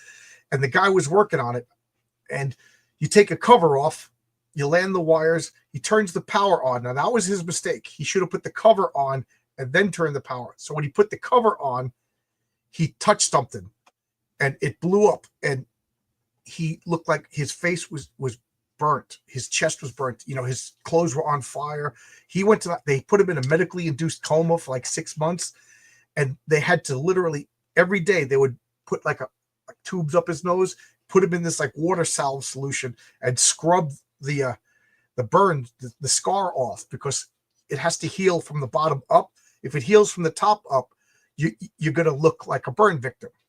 But if you scrape off all of those scars and let it heal from the inside out, he looks normal now. And I'll never forget, one day on the bus, it looked like Frankenstein was coming because his face was all You wasn't healed yet. And I felt so bad. But then like 2 or 3 years later, we're working together as partners. And it's the same exact thing. It's a 60 amp service. And the guy's like, we got to turn it on. He goes, I'm going to go get a suit. It's a suit that you wear whenever you turn it on. And he goes, you electricians, you just going to pause. What's it going to take you 20 minutes to go get the suit, 20 minutes to find the suit. Then you got to walk back here and I got to wait an hour and you're going to get paid just walking around. And as he was talking, he was just unbuttoning his shirt, my partner. And he opens up his shirt. It looked like bacon, his flesh. And he goes, this is from a 60 amp circuit. I'm going to go get the suit. And the owner goes, yeah, okay, you go get the suit. You know what I mean? His face was fine, but I guess his chest and everything was so burnt up. Good Lord. And this is why I always tell people, thank your blue collar workers that do all these dangerous jobs so you can have a great everyday life that you live. Yeah. I worked during the whole COVID. I worked on the George Washington Bridge, so I went to work every day. I was like, COVID is great. There's nobody. I was doing like 110 on the FDR highway, because there was nobody on the police didn't want to pull you over because so you didn't get speeding tickets. You just drove the toll booths. There was nobody there. It was just great. We would park right up on the bridge, and for 3 years it was like hot. It was cold. You know what I mean? And the bridge was empty. It was great. I miss COVID. Everybody else is out of work and broke. Then I finally, went to another job when that job was done. The lights on the bridge. That's what we had to do. So you climb in, and now when I see workers on the road, I slow down. You know what I mean? Because that was really bad. You're on the George Washington Bridge, and this is why I'm talking about danger. There's nobody on the bridge, and the troopers weren't going to pull you over because they were all scared of this amazing disease that had a 99.9% survival rate. So the cars would just go whipping by. So me and my partner, we got 3 guys in the truck, or we're in a bucket truck, putting up lights, stuff like that. If one of these cars had hit us, we would have got thrown into, you know what I mean? Because it was bad. It was scary. So now, especially that guy that burnt was Darth Vader. Yeah, I betrayed him. I betrayed him. I slept with Padme. Oh God! So I could go on forever and ever if you want to hear gory accidents. Oh no, it's just when we're because like it's crazy that people will go out of their way to freaking I don't know get bent out of shape for people that aren't supposed to be here legally. But then in what was the state that had that really bad recent hurricane? Wasn't it South Carolina or some shit like that? Yeah, really bad hurricane. People are almost like drowning in their houses. No one like rushed out to go save them, but they want to save illegal immigrants. This is crazy. Well, I know it's bad in New York. You guys have like the marches and riots and shit. We had it bad here too. Yeah, I forget what it was, a meat packing company in I forget somewhere in the Pacific Northwest, and they arrested like 60 guys and deported them. And the owner was just like, yeah, now I'm going to go out of business. Blah, blah, blah. The next day, he had something like 3,000 people showing up, applying for jobs. Mm-hmm. I just love this whole argument. Who's going to pick the lettuce? It's just like, we will. But we're not going to do it for $2 an hour. Yeah. And you're not going to hire us because we have. That's what one of my friends had said. It's like one of my friends had said it's really backbreaking work and people won't do it. Yeah, but you pay them a livable wage to do it. I guarantee you, if you're desperate enough to feed your family, a lot of men will do it. It's not about if they will. You just got to pay them. Here's the contradiction. A lot of liberals, a lot of Democrats, they don't like Walmart because these people in Walmart, they get paid so little that the government has to subsidize them. So you criticize Walmart for paying shit wages. Walmart's bad, but we need all of these agricultural workers and whatever because they're doing shit wages. Nobody wants to do that, Dude, which one is it? You want livable wages, but I also want cheap, affordable lettuce. So, and that's another caveat too. There, when people say this person won't do it, there's your job. You would imagine a lot of people won't do it, but we have a ton of electricians. Plenty of people do it. We get paid a lot of money. A lot of money, yeah, to do it. That's the trade-off. I could end up like Darth Vader, or I could be rich like you. Right. People. I have a pension. I have medical benefits. Unlike Frog Tony, I have dental benefits. I have matching 401k. I got a death benefit. If I die, my funeral is paid for. I got all of these freaking every week that I work, I got enough money put aside in all of my plans for another week when I retire. And I've been working for 22 years. You know what I mean? So I'm not broke, you assholes. I love that. But you know what I mean? I get paid, but not everybody. When my profession says that it's hiring, we get people sleeping on the streets to do it. Yeah, because they're need money. It's a good freaking job. But I will say this: it took 5 years to get all my certifications. Oh my! I was making nothing for 5 years. That I'll never make a comic book. I was broke for 5 years, but then all of a sudden you get to that point, and I just remember one day I was like, man, I haven't complained about money in like 6-7 months. You know what I mean? But it's guys get electrocuted, guys getting, you know, one guy he set up a bandsaw. He took a vise, he put a chain on it, and then taped the button shut so the bandsaw is going, and he's using it to cut pipes. And I'm like, that's freaking brilliant. And he looked over here and he put the bandsaw right across his wrist. Boom! Instant blood everywhere. Boom! Oh, he was out of work for 18 months because he wanted to. He essentially slit his wrist open. Holy crap! Oh yeah, and he shows people. He's like, no, I'm not suicidal. You know. Yeah, remember back in the day, that's what suicidal people would do. They would cut their wrist. Like I could never. I don't know. Wrist pain is egregiously bad. I've had it before. Wrist pain is no joke. That shit is bad. Good Lord. I'd be finest. My uncle was a union iron worker. I tell people in my neighborhood that I'm an iron worker because nobody needs iron work in their house. I told my wife when we moved here, I'm not an electrician because everybody's going to want me to come in and do electrical work for free or for $12 an hour. Or when you come over, the wife will be half naked and she'll try to blow you for the work to get done. See, that's what I had in my life. I tell people I'm an iron worker. Nobody needs iron work at their house. But he retired with a lot of money. Americans will do any job for a wage. Yeah, that's true. Yep. But it's such a thing of like, how like a lot of these Democrat politicians will be like, this country's bad. I want to move to Europe. But then they're mad but then they want to keep illegal immigrants here. But you told me the country's bad. You told me America's bad. All right, that's cool. Then why do you want these illegal immigrants to be here if it's so bad? If it's so bad here, why don't you leave too? If it's so bad here, why do so many people want to come here? And why, if it's so bad here, aren't we doing them a favor by deporting them? Yeah. Hey, Brian's here. Brian Bow. Brian, get Wolf for Betsy. Wolf for Betsy's a great comic. RJ Williams here. Get call sign Orion. Yeah, I'm gonna go. Who's got good comic? Apex Comics over here. What is it? It's gonna drive me nuts that I can't remember the name of your character. So many good people here watching with good comics. We got to support each other. It's true. It's just crazy to me that like you have people like Whoopi Goldberg saying it's more harder being a woman here than being a woman in Iran, where in Iran they literally will. In her defense, when you're that stupid, it is hard. Fair enough. Yeah, you're right. Yeah. I told you my Whoopi Goldberg story, right? I don't think so. No.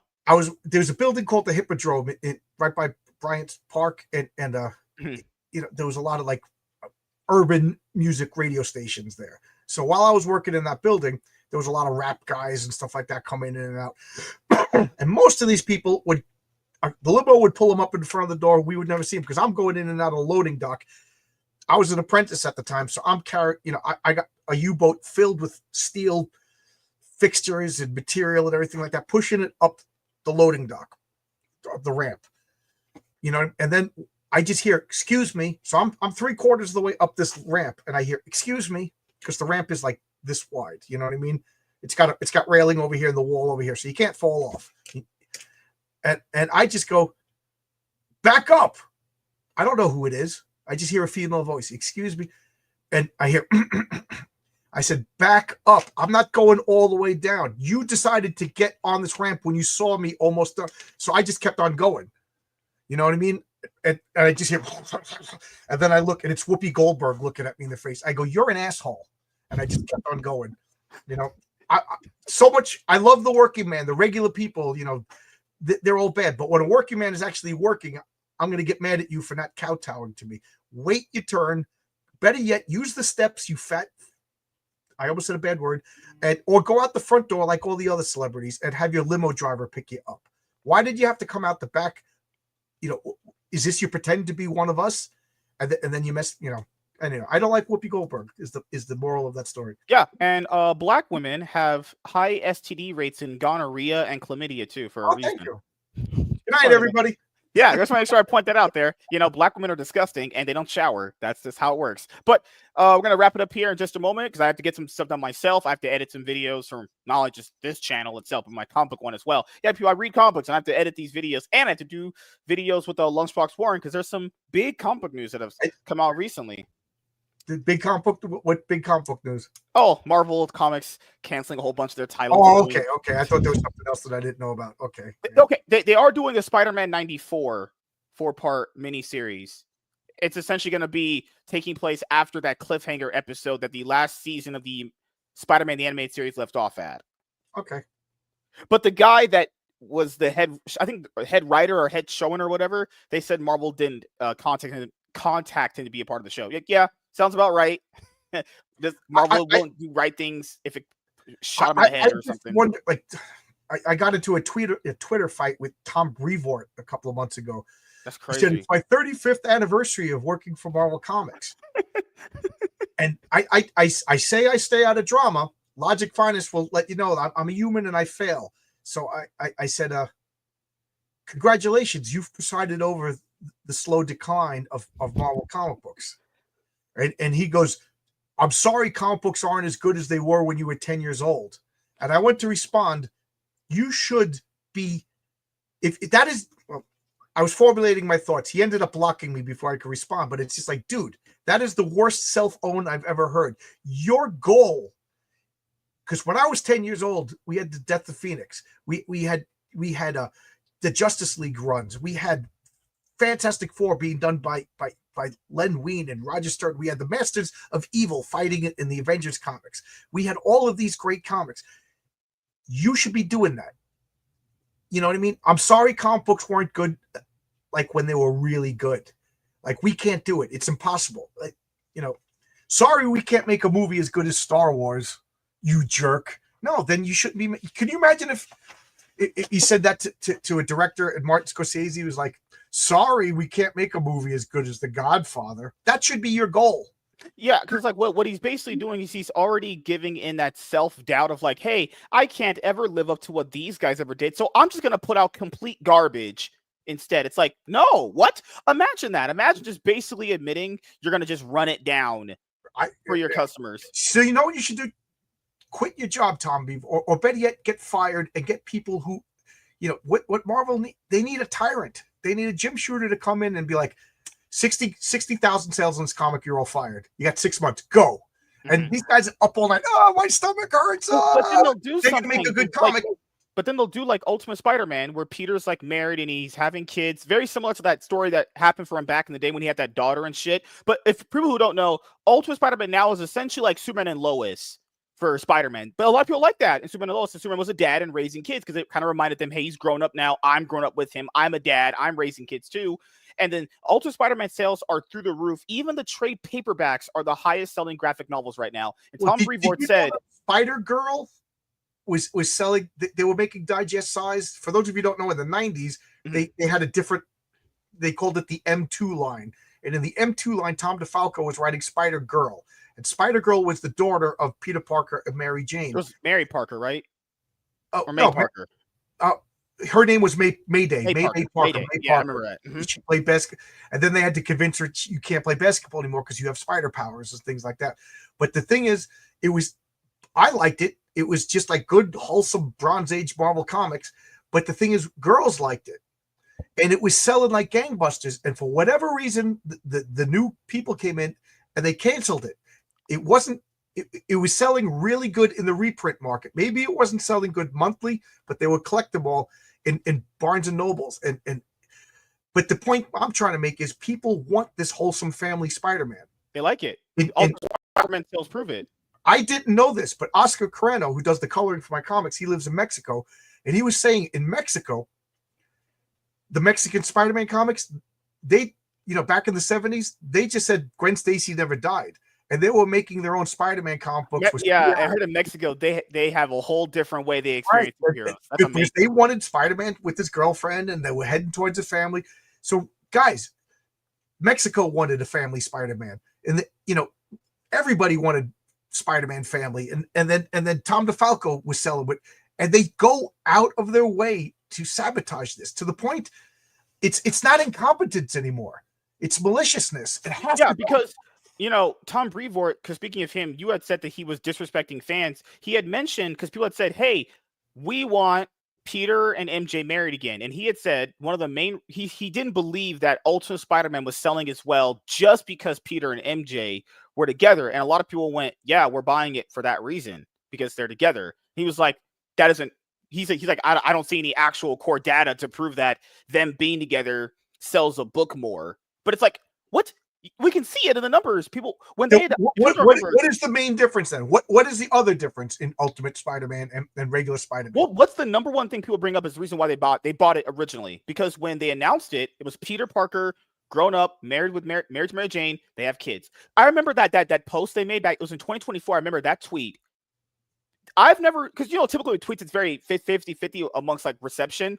That tweet, Twitter is great in the fact that we can communicate, but it's also bad in the fact that it's confirmation bias. Yeah, but I remember when they made that announcement, it was I had so much love for it, and then the sales reflected too. Remember, Ultimate Spider-Man sold out. Up RJ Williams' comment. He's absolutely 100% right.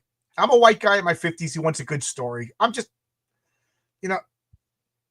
Also, if you read Ultimate Spider-Man, at least if you buy the first trade, which is the first 6 issues, it had arguably one of the best Spider-Man stories I've read. I mean, it's so wholesome, it's so sweet, it's so amazing, it's so good, it's really good. The sales numbers prove it. Just read volume 1. It's the first 6 issues. I guarantee you'll like it. I'm a weird, like, I don't want alternate versions. I didn't know this about myself until a couple of months ago, but I'm a fan of. Believe it or not, I was reading an interview with Henry Cavill, and I was like, he just described to me. He goes, a fan of something, you're only a fan of something if you like the little tiny details, if you like the lore, if you like the little niggling this point and that point and arguing this and talking about that. And, when somebody says something and you're the actually guy, that's a fan. Everybody else is a casual, and there's nothing wrong with a casual. But when you just like, no, Bjorn is from the Bjornlings from this clan, and Galadriel had glowing hair because of the light. When you could talk like that for hours, sometimes when my wife will ask me a question about the Lord of the Rings, and you could just see the regret in her eyes that she asked this question, and I'm explaining, well, in the beginning there was Arda, and don't tell me from the beginning, just tell me, why does Aragorn have that sword? You know what I mean? I got it. So I love all that stuff. So when it comes to comic books, I love that I could draw the Kree did this, and they landed over here, and the blue area of the moon, and the Watcher came from this universe, and then over here, then the Impossible Man, and blah, blah, blah, and the High Evolutionary, and I love all that. And now I got to learn a whole new universe. I don't care about that universe. I'm invested in this one. Make this one good. I don't care about. But for me, the thing that is in the back of my head is it's a sales gimmick. They're only doing it to make all new number ones with a bunch of variant covers. That's it. They're not doing it because they generally care. They're only doing it to see a bump in sales. That's all they're doing it for. You know what I mean? Like Star Wars. Here's a question. Let's pretend that George Lucas got financed and he bought Star Wars back. Disney's not doing too great right now, so let's just pretend that he's going to start all over. He's going to start the whole story over, basically telling the story. Would you guys watch that? I don't care, because I got invested in this Star Wars and they ruined that. I don't want to, you know what I mean? Like, this is too little, too late. You sound like a scorned ex-wife. I can't love again. Well, but I've made it's funny that you said that, because I say we break up with a girl. I'm not the kind of guy that calls up 6 months later. Let's get back to. There's a reason you break up. When I break up with a girl, that's it. Once in college, I was that idiot that was like, please, I love you. And then I realized that's pathetic. And I grew a set of balls. Okay, we're breaking up. It hurts inside, but I'm gonna devour burritos and pizza and put on 300 pounds, but I'm not going to call you because we broke up. You know what I mean? 20 years later, if I see you walking down the street, hey, how you doing? But I'm not going to, I broke up with Marvel. Even if it gets good right now, I can't get back into it, because then I would have to buy all the back issues that I missed. Not even that. because that's why I'm gonna do this video with Lunchbox Warren anyway. But I'll just give my brief thoughts on it here before we head out. They just announced that they're ending their Ultimate Universe anyway on 24 issues. Yeah, the newest Ultimate Universe, apparently, because it was leaked by someone that was doing the art on one of the books. I think on Ultimate X-Men, he was doing he was probably pissed because he was about to buy a house, and he's like, God damn, I'm out of a job. They're all going to apparently end on issue 24, and that's I was thinking about this at work before I came home for the show.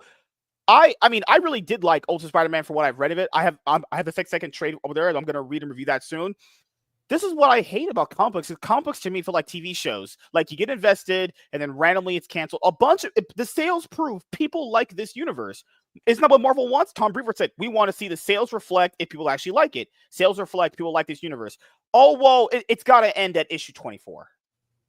Why would my wife is sending me messages that of funny face. What did I say that would make my wife laugh? I'll probably talk about ex-girlfriends. She's upstairs watching, making fun of me. Like the Harry Potter show. This new Harry Potter show. Are you going to watch this? No, Harry Potter's for losers. Harry Potter was always for losers and nerds. Man, me and my wife met because of Harry Potter. I'm very, very protective of Harry. But I'm not going to watch this. Does your wife agree with J.K. Rowling on her stance on men being men and women being women? Yes. Okay, good. Because she's not deranged, actually. Yeah. You know what's crazy? Speaking of comics, DC Comics just hired a Looney Tune. Not kidding, a literal Looney Tune that had a tweet that said, I would literally love to yeet J.K. Rowling's throat. I'm not kidding. It's literally happened. My wife is like, yes, I regret ever asking you about Lord of the Rings. No, I didn't call his wife a loser. I'm just saying, I will say this, kind of a loser. That Friday night when the poop went down and I was public enemy #1, I was sitting here like, I'm going to respond to this. I'm going to respond to this, because it does get to you. And my wife sat down in that chair and she asked me something about why didn't Isildur throw the ring into the volcano? She jumped on that grenade and she got me talking for like 45 minutes about the lore. Isildur was done bad in the movies. Isildur is a good guy in the book, and the whole line of Elros and everything like that. Why Arrow? What's her name? Aaron.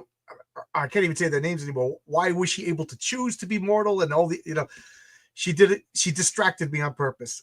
Yes. She goes, I didn't say that, you liar. She goes, I asked why did Aragorn help when the Shire was attacked at the end of the books? That's right.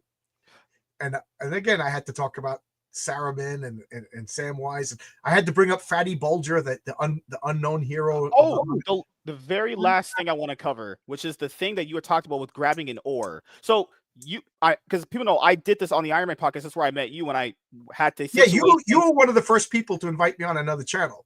Yeah, so I had a situation where I had to do a show through Rumble, and I brought a bunch of any comic people in the space, a ton of people, not like super big names, but a bunch of people that you guys will probably all know. You guys have seen on Twitter and stuff like that. John was a part of the original people as well, Warren and all those people. And it's weird that Ethan had told you basically you weren't doing enough to promote people. It's like, I don't know where that came from. Like, don't you talk to like most of the people in this space? Didn't you have like Jim Shooter and Mark Miller and John Romita Jr. on your show? But then it's not like you just want to talk to the big names. You talk to like anyone that's a smaller guy that's starting a comic book. For those of you who don't know who I am, because I'm on, MSK's channel, I'm also streaming simultaneously on my channel. But Wednesdays, Thursdays, and Fridays, 7 p.m. Eastern Standard Time, unless something happens, I have a guest. It's just one-on-one. I like one-on-one the best. I don't like being panel on. If you watch me on a panel, I kind of, when so I go to guys, you like guys one-on-one. I like guys one-on-one. So you're essentially Diddy. I don't want to share my love. Focus on me and my needs.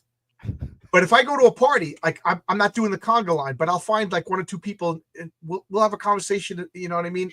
But that's besides the point. Yeah. What I'm saying is, for 3 years, almost without fail, 3 hours a week, 3 different people, you promoted your comics. You talked about comics. I would dare say I promoted more people than anybody else in Comicsgate. I didn't grab an oar. I built a fucking boat.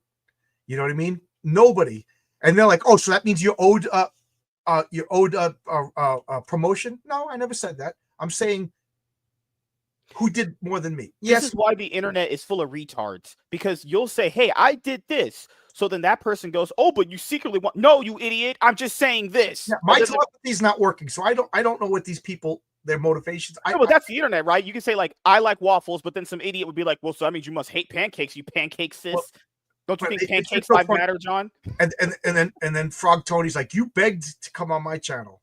It's like, dude, Mark Miller came on my channel. I don't beg to come on Frog Tony's channel. You know what I mean? I didn't beg to come on Katie Did's channel. I just had John beg to come on Katie Did's channel. I had Walt Simonson on my. I don't beg to come on anybody's channel.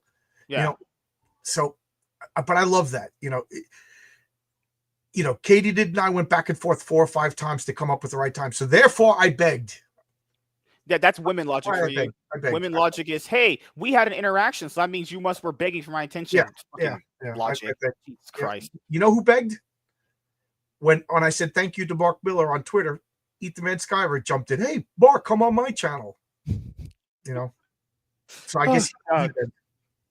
Like for me, I've had a bunch of those same people you've had on your channel. They were on the Iron Man podcast. That was mostly through Rumble until I put it on YouTube, and then I started this show I went to my DC All In moment with this show. The reason it's not that I don't like some of those people. They don't do anything that bad to me. Some of them unfollow me for like jokes that I made. You know, they were just jokes and banter. But some of them, it's just like, you know, I don't know. It feels like Ethan was right about another thing he said. A lot of people in this space need to kind of develop a personality that's not like, hey, I don't know. Like you ask him a question like, why do you like Batman? Oh, he has a cool cape. He crime fights. Yeah, no one's gonna support you doing that. You need to actually develop a personality. And he was right about that. A lot of people's personalities are boring. You gotta sell yourself. Yeah, you gotta sell yourself, and that's why he's so successful. That's why Shane did Mange. People called him boring, so he did that, and I got him credit. That's cool. Right? He did that, right? Yeah, and it works. You gotta sell yourself because nobody else owes you shit. Nobody else owes you promotion. You know, I the people who come on my channel. Goddamn, Andy. Goddamn. Yep, that automatically means I love chicken and waffles. I got to admit that I flirted with the ideas. You want to come on my channel? You got to back my book. You know, meet me halfway. And then I'm like, that's just Dickie. That's just Dickie. That's just. I mean? So, you know, whatever. I have not. I would love to talk to Mark. I like Mark a lot. It would be amazing, but if it doesn't happen, who knows? But I do like Mark's stuff. Mark Miller made Kick-Ass. Kick-Ass, pretty fucking good, honestly. Movie-wise, I have to check more of the comics out. Comic good. Comic is laugh out loud funny. I want to ask him what happened with Kick-Ass 2, because Kick-Ass 2 is not as good as the first one. I want to know what happened between. I never saw Kick-Ass 2. I don't watch that many since 2015. I don't watch that many movies. My wife and I like to go to the movies, but there's not enough to see. Are you gonna go see Superman next month? I'll probably see Superman. Fantastic Four. I'm gonna wait like a week or two. So I'm not gonna go opening night. Superman I might go see right away because I love Superman. I mean I love Fantastic Four too, but my gut is telling me that it's not gonna be good. Well, Jurassic Park 7. I've only seen the first Jurassic Park movie only because one of my friends was so outraged that I've never seen a Jurassic Park movie. It's a good movie. I like it. He invited me over. He's like, hey, come on over. We're going to, all right. I show up. I'm like, what's going on? The TV set. He's like, popcorn, beers. We're going to watch Jurassic Park. I was like, I felt like a woman who got lured into an apartment under false pretense. That's actually what Diddy would do. I'm not even kidding. but it was good. It was fun. I enjoyed it. But hell yeah. So last few things I'll ask you. First thing is, do you have anything planned coming up that you would like to let the audience know about? I got an active campaign on Fund My Comic, Heroic Tales 2. Heroic Tales 2 is 2 complete stories, 40-page comic. It continues the story of the patriarch, who is a loving father, a beloved superhero and devoted father. I wanted to bring all the positive, I'm so tired of all these dads who don't know how to do anything and the wives rolls their eyes. So he loves his wife loves him. They got problems because he's a superhero. He's got 7 kids. He homeschools his kids. They're very religious, but it's not like a preachy book. I wouldn't say that this is a religious comic book. No, it's a story. It's first and foremost, it's a superheroic adventure book about a well-adjusted, happily married conservative family, and they also homeschool because there's problems with supervillains that are targeting civilians. So patriarch, nobody really knows where he lives. He doesn't even have money. He pays in gold doubloons. You'll see it in Patriarch 1. The second story is Mary Sue. Mary Sue, I was kind of goofing with the idea of like, Ray Palpatine and everything. Every time you have a female character, they're a Mary Sue. So I said, you know what? I'm gonna cut them off at the pass and just name my character Mary Sue. So Mary Sue, her last name is S.U. She's a Chinese American, third gen. Her grandparents were born in Mao Zedong's China. They fled to America penniless because they were Roman Catholic, and it was either convert, die, or flee. They chose flee. They ended up in Flushing, Queens, New York. I actually know the apartment building because I love that part. And they opened up Sumart. Sumart now becomes a nationwide chain, and she's wealthy. She's cute.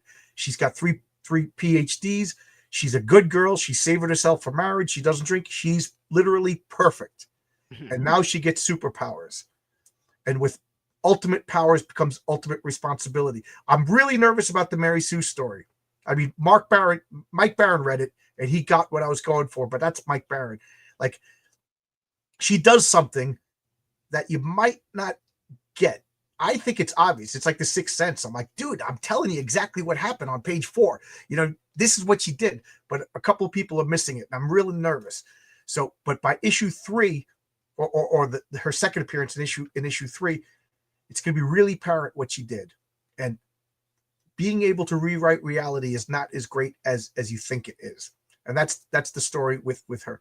What's her crutch is that she has the ultimate power, but she's not super intelligent to figure out all the angles. So she could change probabilities, like the butterfly effect. So if somebody gets hit by a car, Master Sway gets hit by a car, so she rewrites probabilities. That car goes someplace else. So that car then hits somebody else. You know what I mean? So does she have the right to choose to save Master Swag at the expense of somebody else? So her crutch is a woman's intuition. Right. So I really like Mary Sue. And it's funny because when I told Renzo about Mary, he all right, you're paying. Now he's very protective of this character. He loves Mary Sue. So he's like, is she going to be in the next issue? Yeah, and somebody's talking about dinosaurs. I got dinosaurs in issue 4. I got time travel in issue 4. I got a multiverse in issue 4. Everything's in issue 4. Yeah, I'm going to explain. The patriarch get swapped for a black female by issue 5 because you have to have a book for the modern audience. She's a black lesbian with vitiligo. Yes, and she's in a wheelchair. Yeah, well, she has telekinesis, so she could carry the wheelchair. Isn't that essentially Madam Web then? Yeah, she's Lizzo. Lizzo becomes the patriarch in issue 4. I'm just saying, man. Multiverse, time travel, race swapping the patriarch with a black lesbian female. Wouldn't that be her name is Shaniqua. That's her actual alias. Her name is Shaniqua Donjana. There you go. There you go. Called it right now. So last thing I'll ask you is, do you have any shout outs you want to give to anyone in particular and anything else you want to say before we head out? All right. Well, right now I see Tim Olson. Tim Olson has a comic called Melvin. You can get it. You can get it on Amazon. I saw Brian Bow in the chat. Brian Bow. I just sent him a script yesterday, and he has first right of refusal. So, if he wants to draw it, he'll draw it. If he doesn't want to draw it, no harm, no foul. But he does a comic called Wolf and Batsy, one of my favorite comics of all time. There was a couple other people in the chat. Apex. What is it? It's gonna drive me nuts that I can't remember the name of your character, the female bat character. But a lot of people in the chat have comics that I've seen a lot of familiar names. Just so good. Logic Finest. I'm scared to drive. I was looking to see if I had your contact information. Logic Finest, reach out to me. I would email me at johnslongbox@yahoo.com. Next Saturday is the cigar party at Graham. Graham Nolan has that party after the New Jersey. I don't want to drive by myself. Since my car accident, I'm scared to drive by myself. And that's like a 2-hour drive, and I'll be driving home at 4 a.m. I would like somebody to be in the car to make sure that I'm okay. And Logic doesn't live too far away from me. So if you'd like, we'll go get All American Burgers and then drive out to let me know if you're interested. Yeah, there was a lot of people that. I just want to say there was a lot of people that did come through. Like I think John Douglas came through, Yellow Flash. Yellow Flash. He had me on his channel, and that's what started all of this. Because Yellow Flash, huge channel. Wes from Thinking Critical had me on his channel, and then Flip City came by. That was cool. Eric DeGuapo, he's always here. I like Eric. I got her comics right here. Logic gives me the thumbs up.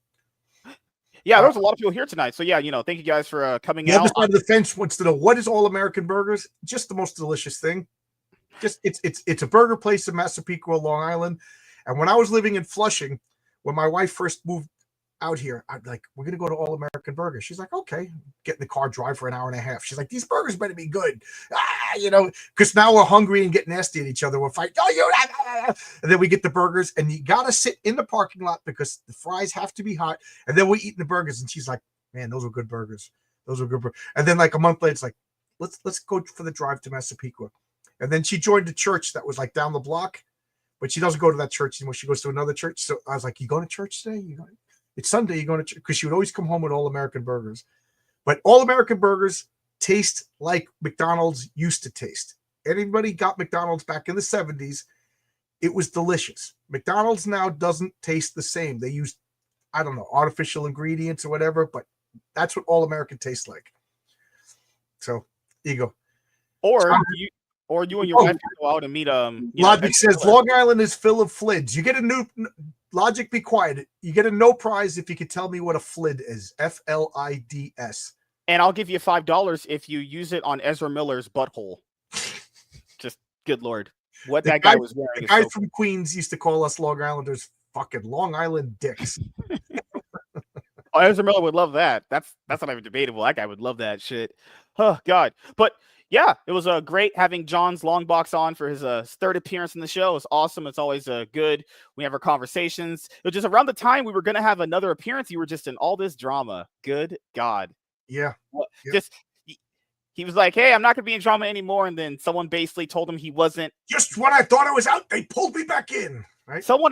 Ethan literally said, hey, John isn't doing anything for the space. As you literally talk to people literally weekly, so crazy, fuck me, right? I'm sorry I was talking to these same people and promoting them. Sorry about that. So I hope I got to keep my mouth. I was going to get myself in trouble. But Ethan, I'll see you Saturday night. Oh, just want to say thank you guys for checking out this episode of the MSK Show. Make sure you guys go and back Heroic Tales #2 on Fund My Comic. Anywhere else it's at? It's right now. It's on Fund My Comic.